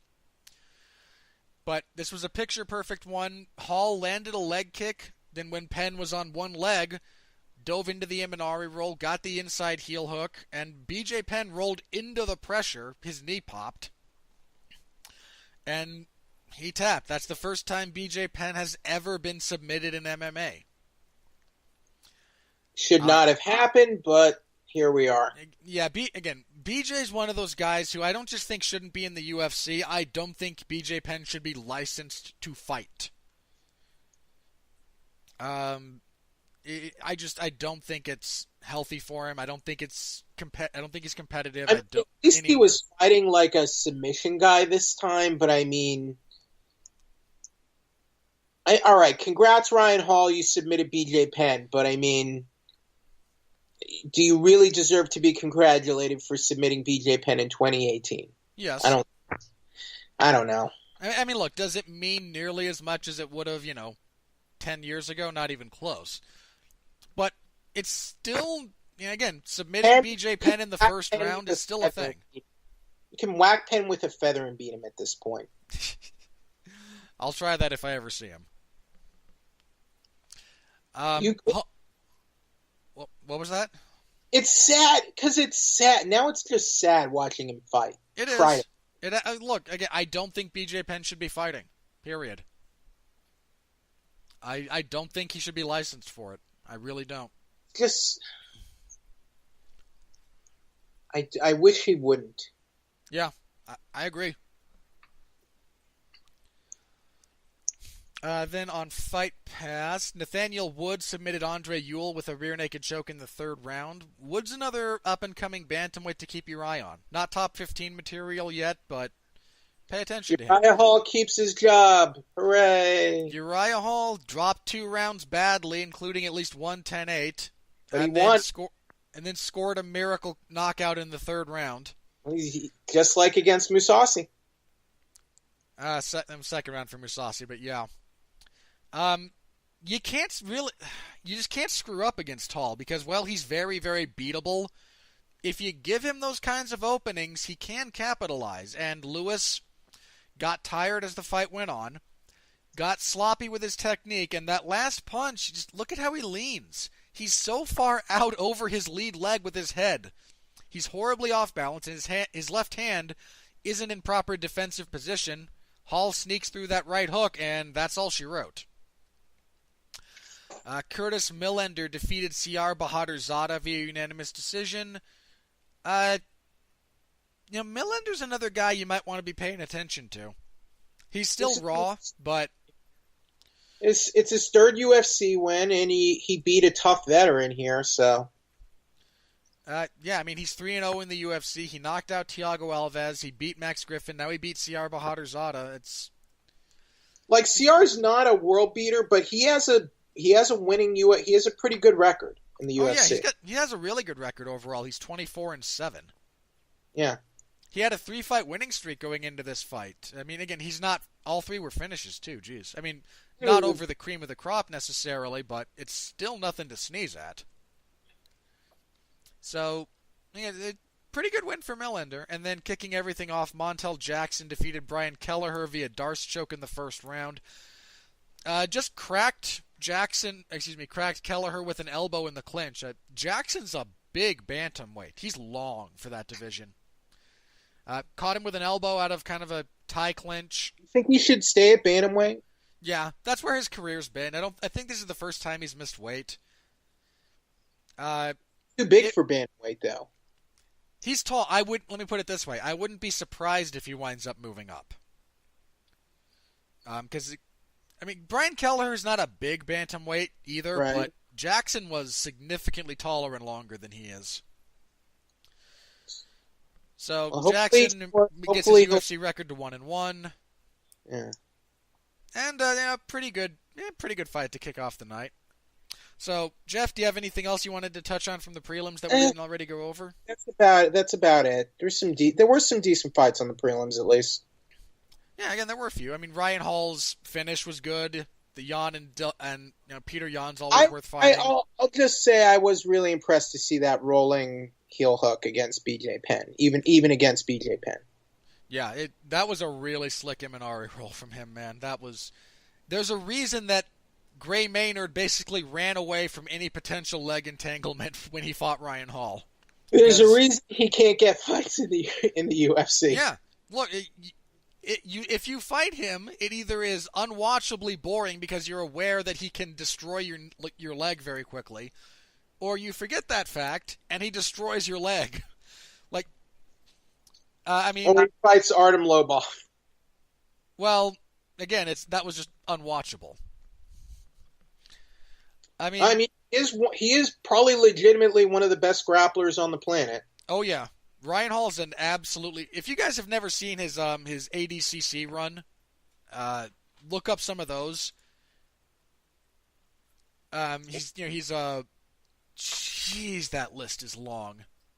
And he's 3-0 in the UFC now, so... Yeah, so I just looked up his jiu-jitsu credentials. Again, he's won the ADCC North American Championships. He's won at World Jiu-Jitsu at different levels. Won the European. A lot of these are purple belts. Won gold in World No-Gi. Yeah. European, Brazilian, Jiu-Jitsu. Won the Gracie Jiu-Jitsu World Championships, that purple belt back in 2006. I mean, he's... Like, he could probably, if BJJ was an Olympic sport, he could probably medal. He would be on the team if nothing else. Right. Yeah, he's a phenomenal grappler. He's competed at an international level and come out on top. So he's a world champion BJJ artist. So yeah, I mean, I don't think he's the best American in jiu-jitsu. At the moment, that's Gordon Ryan. Could they make jiu-jitsu an Olympic sport? Do you think that would? I'd like them to. I'd watch it. You'd have to settle on rule sets, but I think you just establish gi and you do weight classes. You have so you have different weight classes. You'd have the absolute division, which is no weight class, just anyone who wants in can be in. Then you do gi and no gi, and that's it.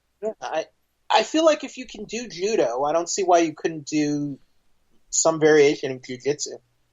I mean, they could. I don't know why they don't, but they don't. I feel like it would be better and easier than bringing in MMA, you know? Oh, yeah. There are so many other variations of combat sports that should be in the Olympics before we talk about MMA. Before we talk about race walking and badminton. No, badminton's legit. Hold on. Don't badmouth badminton. I will. All right, I will badmouth race walking, which is an Olympic sport. Race walking, okay. I mean, quite frankly, walking, I'd rather they brought back chess than acknowledge anyone race walking. listening, yes, race walking is an Olympic sport. I know. Yes. Look, and it's a joke. It's a joke that race walking is an Olympic sport and jiu-jitsu is not. I'm sorry. Again, you have jiu-jitsu, you could have sambo, you could have what the heck? I mean, there's a couple of different karate variations because we only have taekwondo at the moment. Okay. You could do Muay Thai. Yeah. Again, there's a lot of different combat sports that could be their own Olympic events. How often do new sports get added to the Olympics? I think they have a petition every Olympiad. Like it doesn't apply to the next Olympics it doesn't necessarily apply to the next Olympics specifically.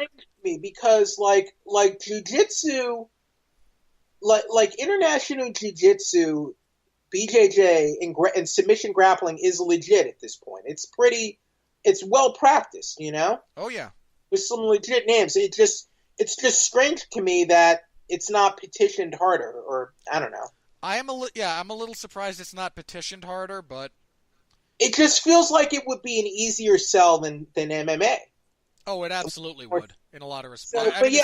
Especially for the context of how you would have to structure an Olympic tournament, because those are tournaments. You have the round robin scenario in your groups, then you have like group finals that leads into the. Again, there's a reason the wrestling and the judo competitions are done over, I think, 2 days, and it's based on the structure. You need one. I mean, boxing is done the same way, but amateur boxing has slightly different rules and adherence to them than professional boxing does. Yeah, if they were to have this in the Olympics, I would easily slot Ryan Hall in the American team. Oh easily. Yeah, I don't know that he'd be eligible though. Is he too old, or like what's the? I mean, he's paid to fight. Oh. I don't. And again, like I don't like the amateur status is a weird thing in the Olympics. Because technically, Olympics is for amateurs. Well, they had Olympic golf, and everyone who was in that, I guarantee you, is a professional golfer. No, wait. Because like the U.S. basketball team were all pros. Yeah, again, like it's a very weird thing where they choose to apply it and how they choose to apply it. But yeah, right. I mean, like Ryan Hall, you could do Hall, like Gary Tonin, Gordon Ryan for sure. Man, Gordon would just be awesome. Does anyone outside of U.S. basketball ever win at the Olympics? Won what? Gold? Yeah. Yes. When's the last time that happened? I couldn't tell you the last time it happened. I know the Soviet Union did it in. Oh wow. The six. God, there was that huge controversy over it too. It's like one of the biggest clown fiestas of officiating ever is the finals of that match between the United States and the Soviet Union in basketball. It wasn't like it was in the 70s, I want to say. There was actually a really interesting 30 for 30 short about it. Okay, so I'm going down the list. So it was Soviet Union in 72. Yeah, that would be it. Yugoslavia in 1980. Soviet Union again in 1988. And Argentina in 2004. So it's happened. It happens every. If you look at the 88 one, that was the last time that I think the U.S. fielded a team of all amateurs. After that, that was when they started doing dream teams. Okay. Into the 90s. And then, yeah, the 04 one was just an embarrassment on our side in Argentina. Well, part of that is, and this is one of the things you have to remember at the NBA, the NBA does draw from the world. There's a lot of international players in the NBA because they can't make a living in their home country. But when you go to represent for an international thing like the Olympics, you see a lot of NBA guys representing their home countries. Right. Fair enough. I mean, there was, who was it? Ginobili? When Hakeem Olajuwon played in the Olympics, he did play for the U.S. though. Yeah. Even though he was only a U.S. citizen at that point. I mean, again, I think a lot of that is. When Argentina won, wasn't it the one of the guards for the Spurs who led them to it? Curious, in Olympics, what determines do you just have to be a citizen to represent that country, or what? I think citizenship is part of it. I'd have to look up the rules for eligibility because I'm not up to date on all the minutiae of that. As long as you have some level of citizenship, you can represent that country. But yeah. Anyway, that was a nice little. But yeah, Ryan Hall is, in summation, Ryan Hall is damn good at what he does. Oh yeah, exceptional. Again, you can look up videos of him online if you want to see more of his grappling. I mean, there was that wasn't he the one who had that viral video of him taking down two guys in a street fight? Yep, I've seen that. I've seen that video. Yeah, that's Ryan Hall, whose facial expression probably didn't change the entire time. It wasn't much of a street fight. Let's just say that much. It was more. I felt worse for the. Well, I wouldn't say I felt worse for them, but it wasn't. It wasn't. It was barely even a skirmish. Let me say that. Yeah. It was more like a skirmish. It was more like a skirmish than a street fight. You pick a fight again, they picked a fight with him. I think he took somebody's back and just choked them out in a few seconds. It was just not even close. Anyway, it was like beating up a small child. Well, again, professional fighters, guys, that is literally their job. You on the street, you might think you're tough. These guys, that is, again, literally their job. Well, these guys they were drunk. They might have been chemically induced with something. We're not in their right minds. Which is always an interesting. It's again, it's one of those things. These are professionals. This is literally what they do 8 hours a day, is train in how to hurt another human being. Sorry. That's going to go badly for you the vast majority of the time. I argue with Mark about that on occasion because... reasons. Anyway, that was UFC 232. Thank you to everyone who stopped by and commented. We had a pretty healthy bit during the live coverage. I think 50 comments or so. And the report does seem to be... it's Jon Jones, so people are going to talk. And I appreciate it, guys. I like that there's difference of opinion in my comments section. I like that you guys discuss it civilly.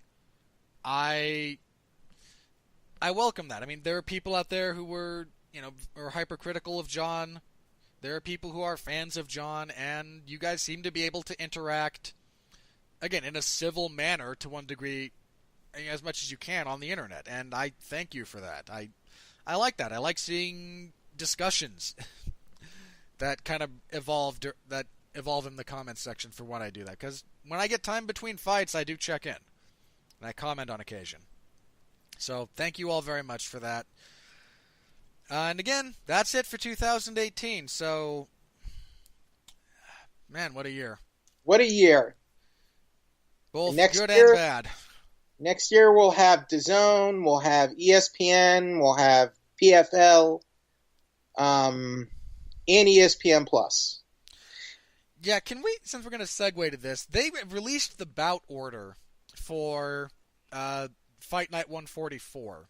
43? Is that Brooklyn? 43, yeah. Fight Night 143 is Cejudo versus Dillashaw. Oh, boy. Hang on, they just released the bout order. And, wow, none of those are going to be on Fight Pass. I am a little bit surprised by that. Fight Pass seems to be carrying less UFC content these days and more, other stuff. Wait, none of the prelims are on Fight Pass? Not according to this. You have the first 2 or 3 that are going to be on ESPN Plus. You have the 4 that are going to be on ESPN, and then you have the main card on ESPN Plus again. So they're actually we're gonna have fights for this card are going to be on actual ESPN. And yes. These will be the first actual UFC fights on ESPN. The first UFC fight on ESPN is going to be John Lineker versus Corey Sandhagen. Isn't that a little surprising that they would want the prelims, the first UFC fights, be the prelims? It's, again, like, just, I don't know how I don't know, this is weird, because they're little... structuring these very, very differently than they have structured events in the past. I still don't like 2 sets of prelims. I don't think you need 2. I'm not the biggest fan of those either, but I mean, the UFC just wants to have 13 fight cards at this point. You see, I kind of saw it like originally because it's like they had like a digital streaming fight. Now they have as many as 4 extra prelims on like a Fight Pass, or these aren't going to even be on Fight Pass, right? No, it's going to be ESPN Plus, ESPN the channel, and then the main card with its 6 fights will be on ESPN Plus. Why would you arrange it that way? I don't know. Like, this is very outside of what we have come to expect. All right, now let me say this. Like, as I talked about earlier, I thought Meltzer saying like, "Oh, Dana could have had the main event in LA and the rest of the card in Vegas." Like, no, that would not have worked because Vince McMahon did it once or some garbage. I mean, this I don't sort of did it too. Like, it didn't actually work for Vince. Well, this I don't get the logic in it at all. You're going ESPN Plus and ESPN and then back to ESPN Plus. Like, why? The vast majority of the UFC's content, it seems to be on ESPN Plus. Can you justify this on any level, Robert? Sure. How? Well, first of all, you want to add content and value to ESPN Plus. You are trying to draw people into paying for your subscription service. Okay. So screw Fight Pass. I don't know. Like, this is just this card. I don't think they've announced any others. Let me have a look. Because if this is going to be the norm, I am genuinely questioning why is Greg Hardy in the co-main event? Yeah, I think we're going to have to reorder how we rank importance of fights for an event like this if they're going to continue structuring events like this. Because the main event is still the main event. Like, Cejudo versus Dillashaw is your main event for this card. It's the most important fight on the card. It's the best fight on the card on paper. Now, look. Cerrone versus Hernandez on ESPN. I would want that on ESPN. I think that spot, that last fight on the prelims, if you're going to continue to have 4 prelims on ESPN, there's a real argument that time slot and that position on the card is more valuable than, say, where Van Zandt and Ostovich or Benavidez and Ortiz are on this card. Well, I mean, considering this is actual ESPN, I would want to fight like Cerrone Hernandez on there.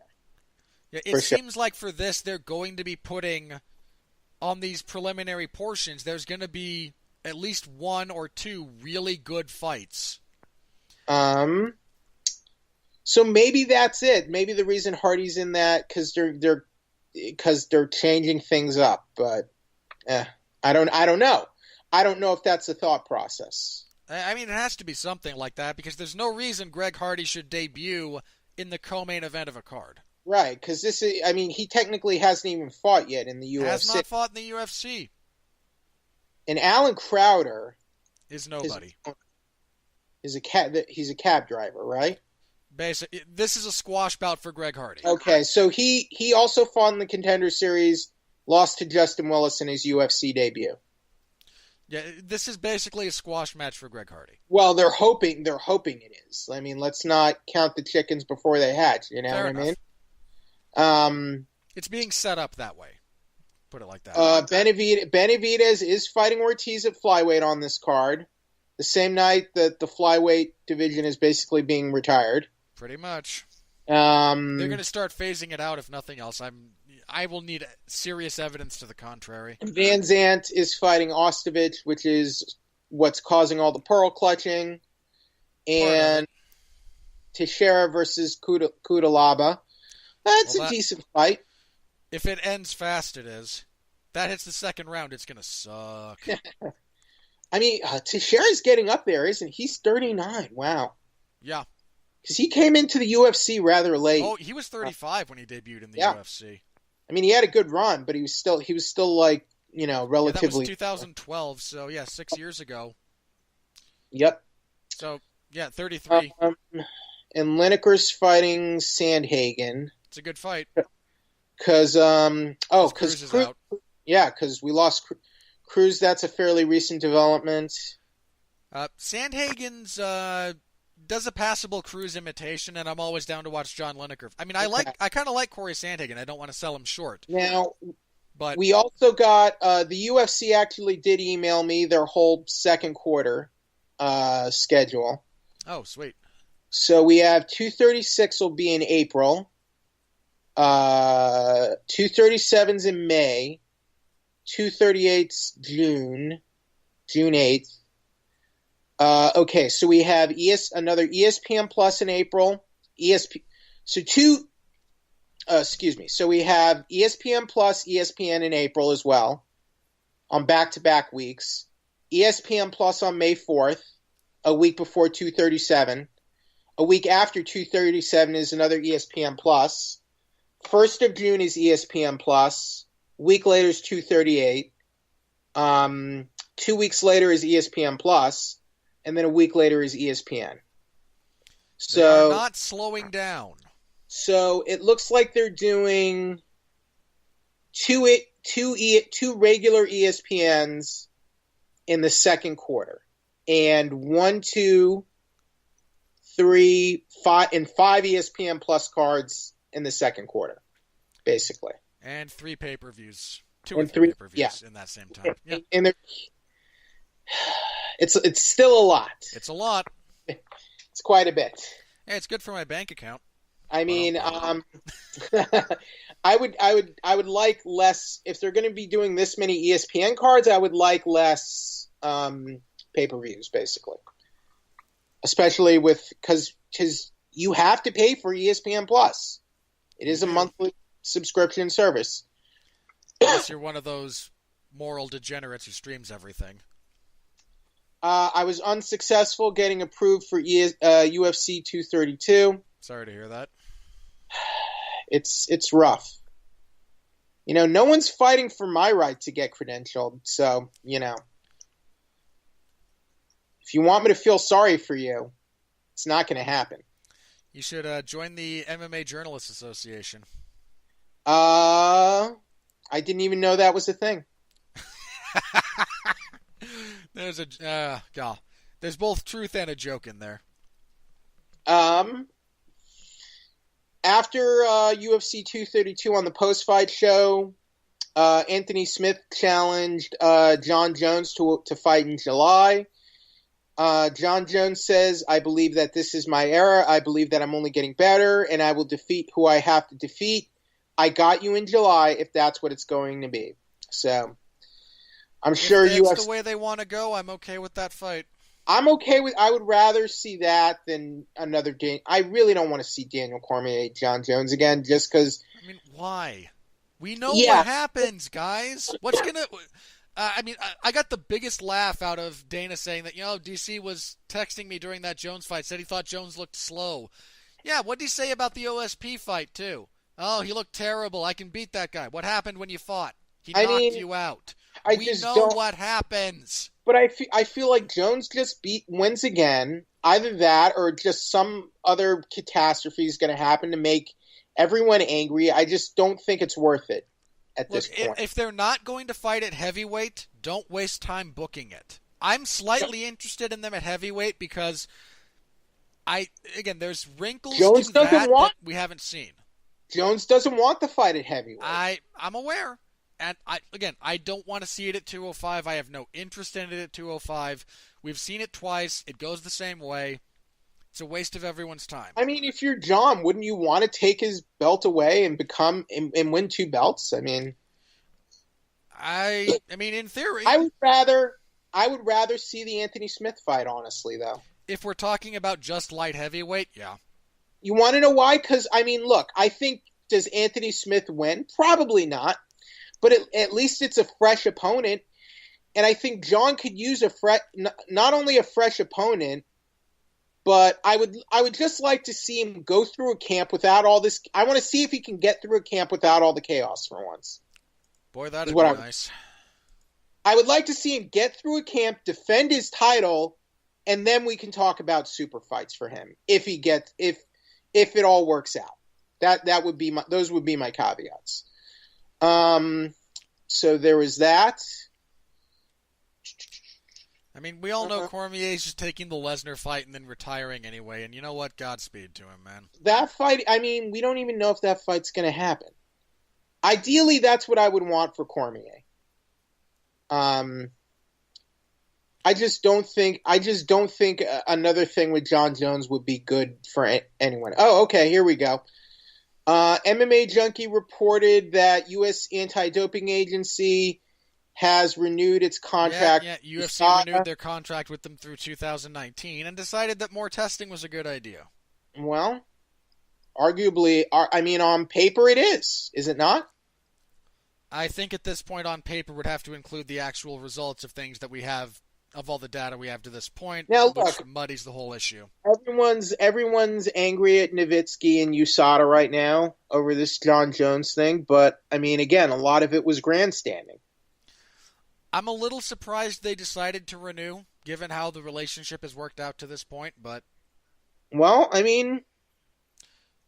Then again, when you can just foist things on the fighters willy-nilly and they're not going to do anything about it, why wouldn't you? I mean, that's on the fighters, Robert. Absolutely. But, part of the reason I bring it up is just, we question these things. I do. Well, the argument. The point being, if you're in the UFC, part of your calculus just has to be, what are they going to do about it? Well, to date, they're not doing anything. Well, and again, 100% on that. You know what? Not one person whined about that before USADA. How would they feel about drug testing? It was all, everyone's cheating, or over 80% of people are cheating, and we have to crack down. Yeah, there was a lot of that talk, and it got, and look what you reaped, guys. A lot of fighters who were complaining are now nowhere to, who were complaining about cheaters are now nowhere to be found. Yep. Tim Kennedy. Or they just fell off a cliff like Ed Herman, who just bitched and then stayed essentially retired, came back, won a crappy fight, and then lost his next 3. Okay. Or Michael Bisping win the title. Yeah, then get your ass kicked by George St. Pierre. Okay. And nearly lose it to Dan Henderson. Still won the title. You did. After fighting a lot of guys who had shady histories in terms of drug testing and performance-enhancing drugs. Look, Bisping was on something too. Let's not mince words. I mean, he became champion post-USADA. So? There you go. Look, I don't care that he was on stuff. Everyone's on something. Something. He never failed a test pre or post USADA. Sure. That's true. And I also am 100%, I would bet you money he was taking stuff. I would bet money on it. You're saying Bisping is a cheater? I mean, to what degree is it? Part of it is, to what degree is it cheating when everyone's doing it? It's cheating if you're going against the rules. Yeah, which is my gripe with drug testing at the moment. With the current standards, is you agree to the terms of combat, and then abide by them. But every one of your favorite athletes is on something. Did you listen to Nowitzki on Joe Rogan and all? Nah. Okay. Nowitzki's not an interesting person. Okay. No, just all your favorite athletes are on I will stuff. say, Lance Armstrong getting in on this, shut up, Lance Armstrong. I mean, he's not wrong. Yes, he is. He's not wrong. Lance Armstrong ruined people's lives. Look, hold on. The fact that he has his history does not remove the validity of his comment. Yes, it does. No, it doesn't. Yes, it does. So the moral authority from which you make a statement is more important than the validity of the statement. People and hurt the lives of people who tried to expose him. Did he not do those things? I don't know, actually, but I wouldn't shock. Let me say this: it wouldn't shock me if he did. he said terrible things. I don't think also don't care. he's not forgivable. I'm not forgiving him for anything he did. That doesn't mean his criticism is wrong. Lance Armstrong calls Nowitzki a star effer. I mean, if we're going to get specific, that's an odd claim considering he literally went through Barry Bonds' trash looking for used needles.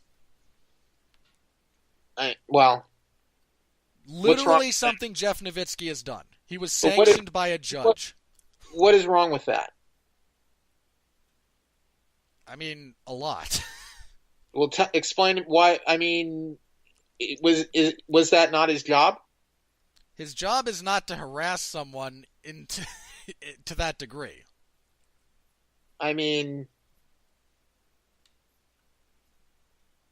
it definitely exceeded his purview at the time, if nothing else.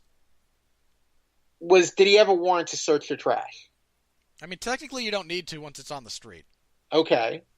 So then what? So then I'm not seeing a problem here. Oh, again, I'm not saying it was illegal. Okay. He was again Bond sued him over it, and the judge in question I forget what the exact word is. I can't remember if it was a reprimand or a sanction, or the judge told him, "You're a moron, knock it off." This is a degree of zealotry that is unpalatable to the legal system. If you continue down this path, it will end badly for you. Still technically not illegal. No. Again, I'm not claiming it was illegal. Okay.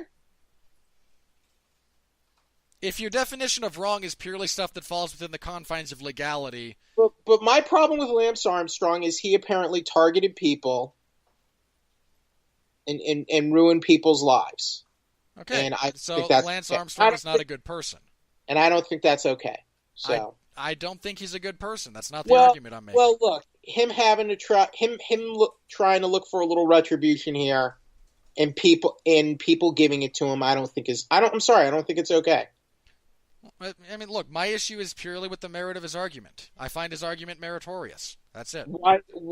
What argument is that? What meritorious argument is he making? He has called into question the ethics and the efficacy of USADA. Okay. I think he's making a valid point about the unequal treatment, about the lack of science behind it, and about how it is implemented. I think those are valid concerns. The fact that Lance Armstrong is not a good person is relatively immaterial to the content. I think it's very relevant to the discussion. It's not. I don't care. I do not really care about the moral high ground you hold or don't hold. I care about the content of your argument. I care because there is a lot of moral grandstanding about this. And I'm not granting him moral high ground. I don't look, is Lance Armstrong a bad person? Sure. Yes. Whatever. I literally don't care. I care about the content of his argument. Why the double standard for Jones and others? Let's get right to it. What does the science and scientists say? I think I know the answer, but let the star effer speak to it. I don't know. It's a valid. It is a valid thing to be brought up. I've read and heard a lot of things about this whole mess. Here's the thing about science, Robert. Science changes frequently, and you can't deny it. Oh no, it absolutely does. It's one of my issues with drug testing. A lot of the application is based on the premise that the science is settled, and it's not. Here's my problem. A lot of people who are writing about Jones and trying to decry Jones are citing doctors or so-called experts who apparently know the science, when we know science and what things mean can change over time. And theories change, right? Is that not right? Yeah. Our understanding of these things is wildly incomplete. Our understanding of turinabol is wildly incomplete. The vast majority of its assumed benefits comes from a study from the mid-'80s. Okay. So I guess my problem is the list of chemicals USADA has banned is 22, 25 right, instances. a lot of people, you included, are ready to condemn USADA, Nowitzki, and Jones over using science that could change in a matter of months.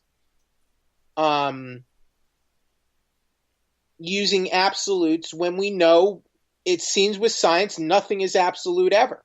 I'm aware that nothing's absolute ever. That's one of my issues with the way drug testing is done. I mean, we pretend that the science is settled. It's not. Here's my feeling with Jones. He's got to be doing something that's not right. For whether it's my feeling is he's using something that can't be detected by current science. Is my feeling. But my other feeling is that whatever he's using is, while it may give him certain advantages, does not help him be a better technical fighter. And I'm just ready to move on. I just want to move on from it at this point. Secondly, I think I blame the fans and the media because they want PEDs.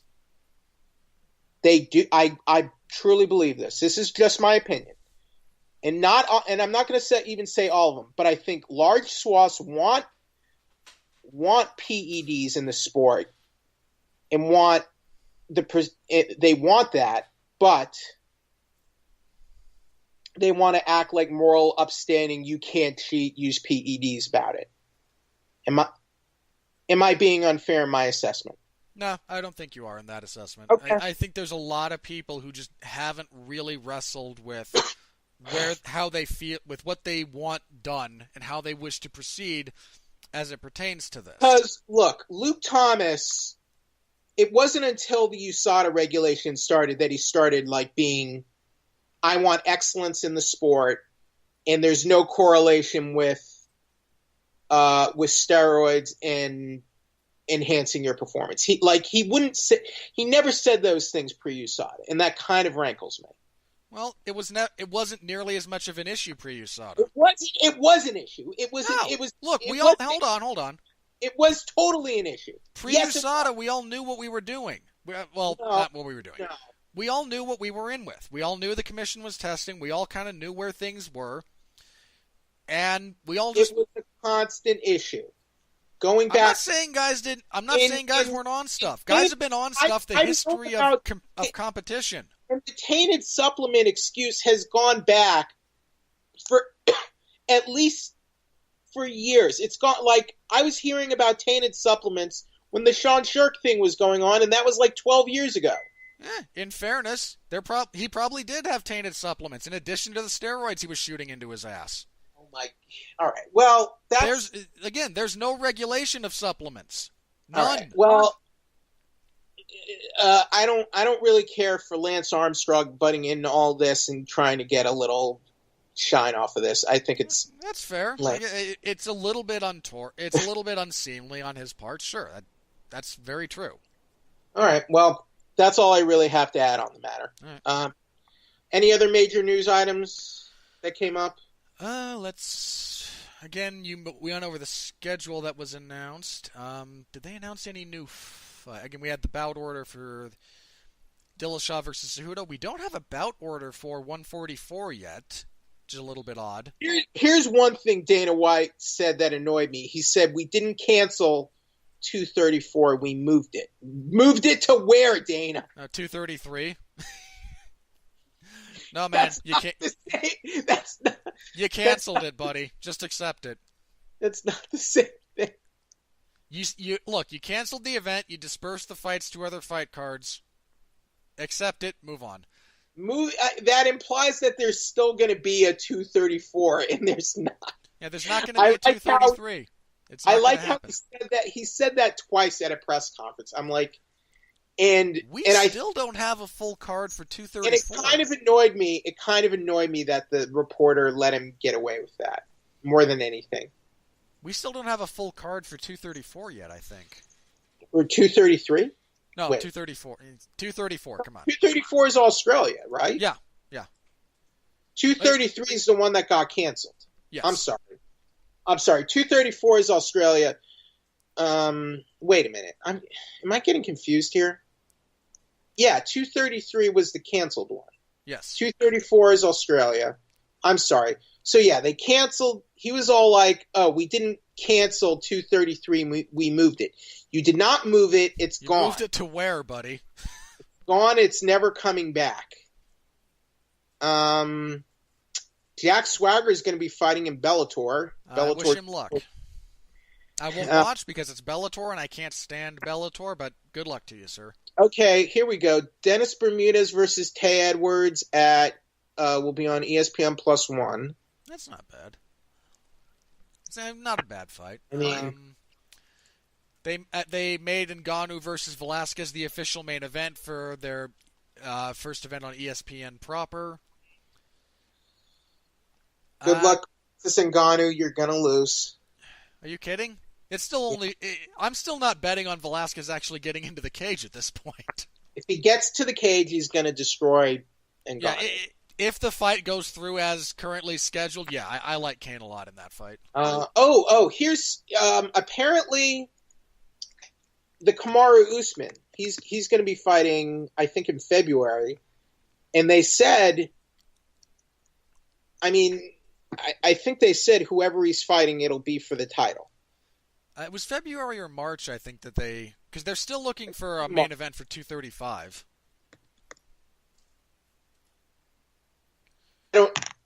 So I assume he'll be fighting. Yeah. So this was a few days ago at 235. So that fight is. I guess that's going to be the March pay-per-view card. Yeah. I think it was even in his bout agreement. So is it going to be Woodley or Covington? Could be either. Could be neither of them. They could pluck someone else and have it be for an interim title. Can he be? Do you think he can beat Tyron Woodley? Usman? Yeah. Can he or will he are two different things. Can he? Yes. Usman's a very strong wrestler who's got power. Okay. He's proven he can fight over 5 rounds. Okay. He's a very dominant. Again, he can win. I would favor Woodley. Okay. They're both great athletes. Woodley's more proven. Woodley's also a bit more dynamic in his transition game. And Woodley can also deal with being on the receiving end of things. I don't think Usman's barely dropped a round in the UFC. We haven't seen him deal with adversity, whereas we have seen Woodley deal with it. Okay. Oh, and Aldo versus Moicano will be at featherweight. I think we mentioned it earlier, but that's announced for the Fortaleza card, right? Yeah, and that's ESPN, right? That's the second ESPN Plus card. And it's Fight Night 144. Damn good card now. Yeah, that is a really solid card. You have you have Moraes and Austin Sau in your main event. You have Aldo and Moicano. The top fights are good, at least. Maya and Good might surprise you. Unlikely, but it might. Thiago Alves and Max Griffin is kind of solid. Johnny Walker and Justin Ledet should be good for as long as it lasts. Is a fantastic fight. I think I still favor Aldo in that one, though. You know, it's so hard to pick against Aldo, generally speaking. Just because his only losses at this level were to McGregor and Holloway. That's it. And he still looked like $1 million against Stevens. And look, Stevens is tough. Stevens was on a roll at that point too. Well, and Stevens had some good moments against Aldo, but yeah, as soon as Aldo started firing back, Stevens kind of backed off and never got back into his game. And Austin Sau versus Moraes is basically a title eliminator. Should be. For all intents and purposes.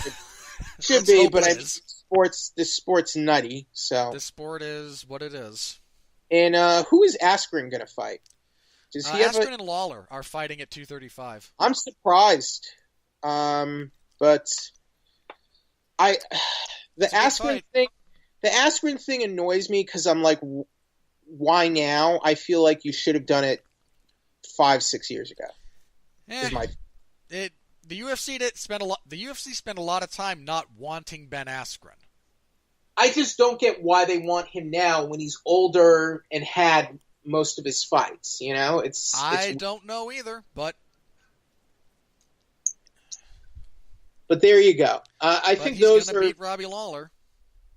I think those are the. I mean, we could talk. I mean, did you see what Mark Hunt said about the whole Jon Jones thing? I can imagine what Mark Hunt said, and I don't really care. Okay, well, you can check if you want to hear some semblance of it. Check out Tommy Tohol's YouTube channel. He makes funny videos. He does.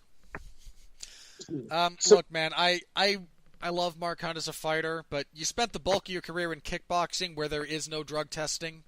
And everyone's on something, or in Pride, where everyone's on something because there is no drug testing. All right. So I think that's about it for, pressing news items. I mean, Hunt was on stuff. If you kickbox professionally, you are on stuff because there's no rule against it. Like, if you're not, you're just putting yourself at a disadvantage. Well, he could have been. I would be genuinely shocked if during Mark Hunt's kickboxing career he never took anything. As I've said in the past, I don't believe or take any fighter at their word. Well, look, every athlete you like and you watch and enjoy is on something. Every single one of them. Make your peace with it. Okay. But I think that's everything then. So let's go ahead and close out 2018. Okay. Do you have anything you want to say about the year in review? I'm tired. That actually sums it up rather nicely. Man. Jon Jones, get your freaking life together, please. Please, please. No more. I'm not quite where Dana White is, where I'm going to kill myself, but I'm like, man. I'm looking forward to see how the UFC deal pans out. I hope it's good. I agree. All right. Max Holloway is still one of my fight of the year. Max Holloway versus Ortega. There you go. That's my fight of the year. What about you? Do I be a dick and say you have to wait for my column? Okay. No, I won't. I'll tell you what my fight of the year is. It's Romero Whittaker too. A bit of a retrospective, so I'm just curious if you have any big takeaways. No, my fight of the year, Romero Whittaker too. Still, God, I love that fight. And yeah, that was a good fight. Just think about the whole year. Didn't you think Romero won that fight? I scored it for Romero. Yes. Okay. Let me see. I rewatched it, and I scored it differently on rewatching. That was a crazy fight. I scored it a draw on rewatching, which I think is probably the most accurate scoring of that fight. You give Whittaker the first two, Romero the third in a pretty big way, but not quite 10-8.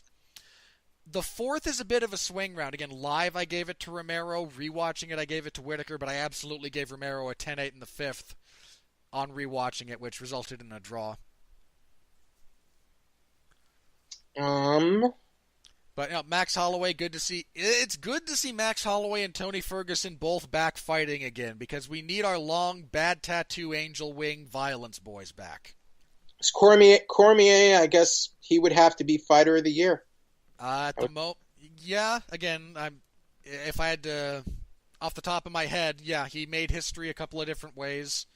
Won 3 fights. 3 fights? He beat Uzdemir in January. Defended, beat Stipe, and beat and then Lewis. Derek Lewis. Yeah. So pretty benchmark year for Cormier. Good for him. Time.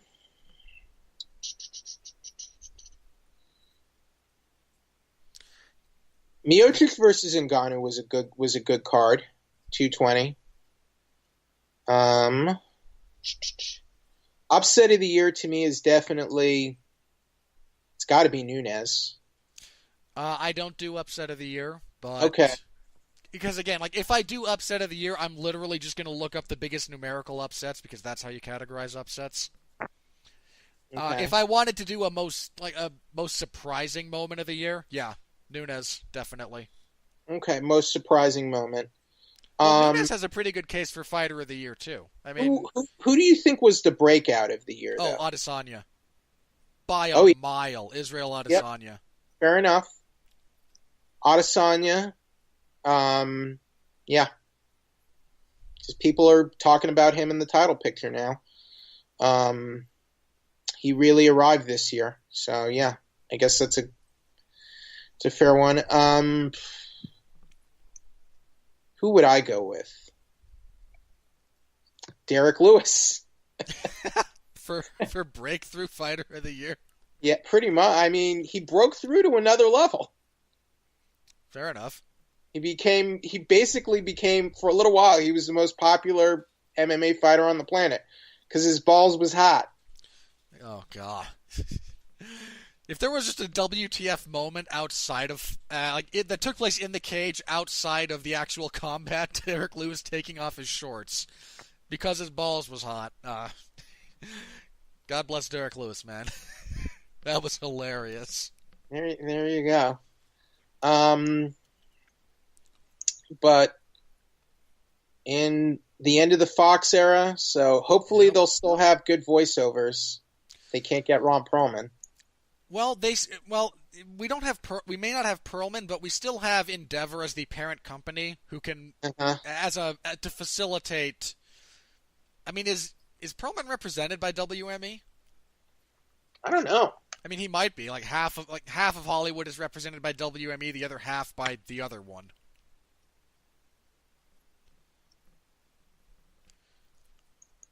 So Endeavor might still be willing to facilitate that. Yeah, his career hasn't been quite as prolific since Sons of Anarchy.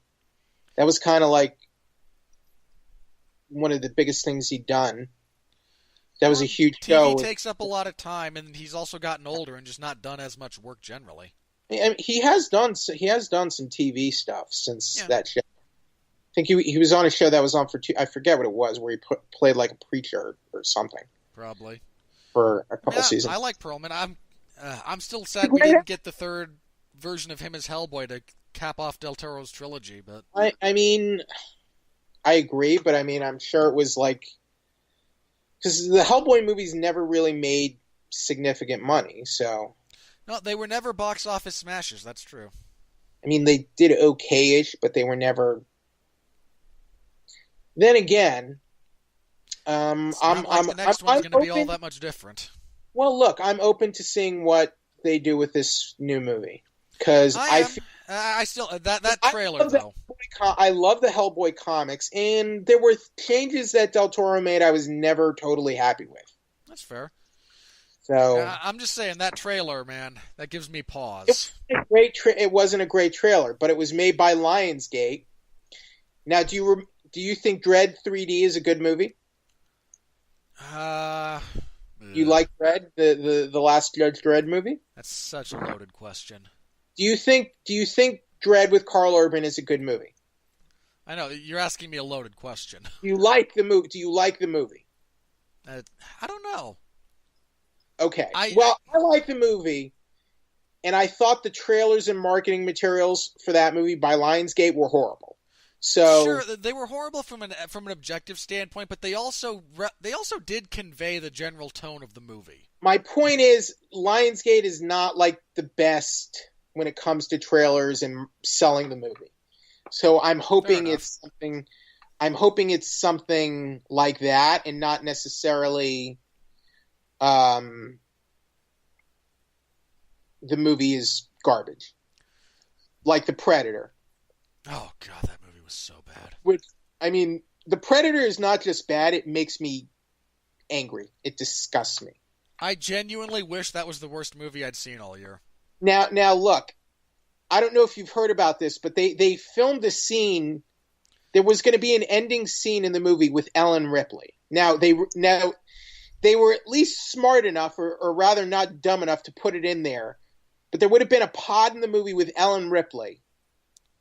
and she would have had a breathing mask in it that looks like a face hugger, like a breathing mask, like technology made to look like a face hugger. Why? Why would that strikes happen? me as a horrible idea. Like, why would Wayland Yutani make a breathing technological mask that's resembles a xenomorph face hugger? Why would you introduce time travel into those franchises? It just seems like you're asking for trouble.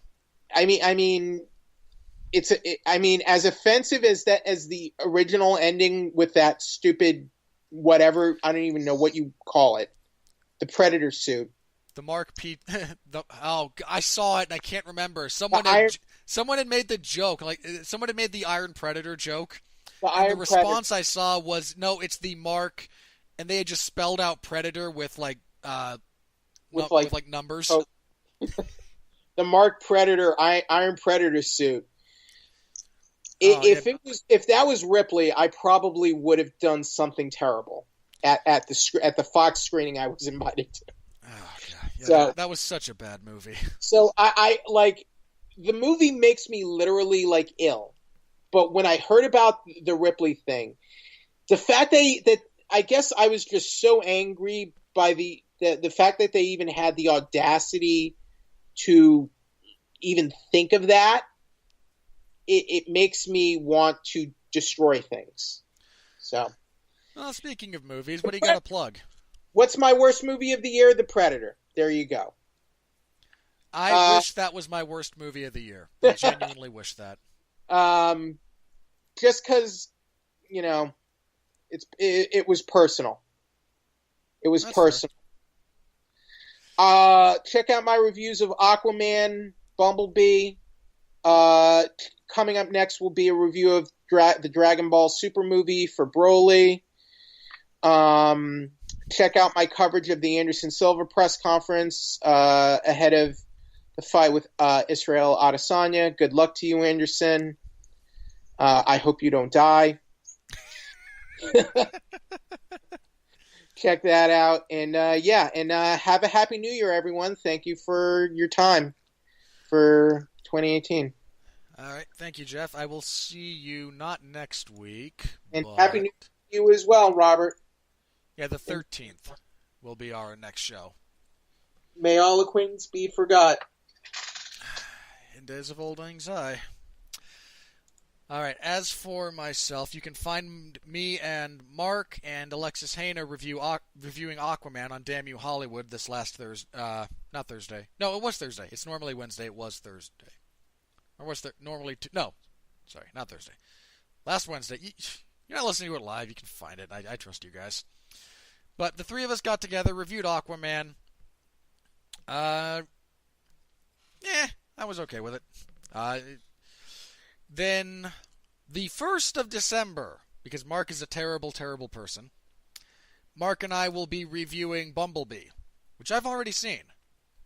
A bit of a rarity that I get to see those before the Tuesday we review them. But I was able to see Bumblebee. Mark and I will be reviewing it, so tune into that for my thoughts on that movie. I'll give you a brief preview of my thoughts on this movie. If it looks familiar, it is. Yeah. So you can. We'll have our thoughts on that one, and relatively light January for me. Again, we'll be off for the next couple of weeks. We'll be back on the 13th to preview Fight Night 143. I will have some kind of year-end column up within that time frame in the MMA Zone of 411 Mania. So, for those interested, give it a read from my retrospective thoughts on 2017, etc., etc. And then, I'll be back for coverage for Fight Night 143, so I get some time off. That'll be interesting. All right, Merry Christmas to all those of you who did celebrate it. I think I mentioned that last week. I'll say it again. New Year's is right around the corner. Enjoy responsibly, guys. New Year's is one of those rare holidays that I think everyone I know has always said, no, this is the one holiday where we enforce a curfew. The entire time I was a teenager, the entire time both of my parents were teenagers, this was just the advice given to them, if it's New Year's, be home around midnight. Be home like midnight-ish, 10 preferably, before you could drive. Like, just, this is the one night you don't really want to stay out. So to guys who out there who drink, guys and girls, just don't drive. It's not that hard. There's taxis, there's Uber, there's Lyft. There's a lot of ways for you to not put yourself and others in danger with your stupidity. Don't do it. Be safe. See you in 2019, everyone. I'm Robert on behalf of Jeff. Thank you for your patronage for 2018. We're still trying to grow this thing. A lot of you stuck with us in our move from Blog Talk to Spreaker that took place in about the middle of the year. We're still trying to grow back in some respects to the numbers we had on that platform. But we are still growing, so it is growth rather than stagnation as a general rule. So thank you all. Always appreciated. See you next year. Until then, stay safe out there, and please continue to be well, be safe, and behave. For the last time, you get the NFL on Fox theme as our outro music. I will be replacing it with the UFC on ESPN theme for going forward. So, unless I just can't stand it, in which case I'll go back to this. But until then, thank you all again very much. See you next year. Or later this year if you're listening in 2019. Again, please continue to be well, be safe, and behave.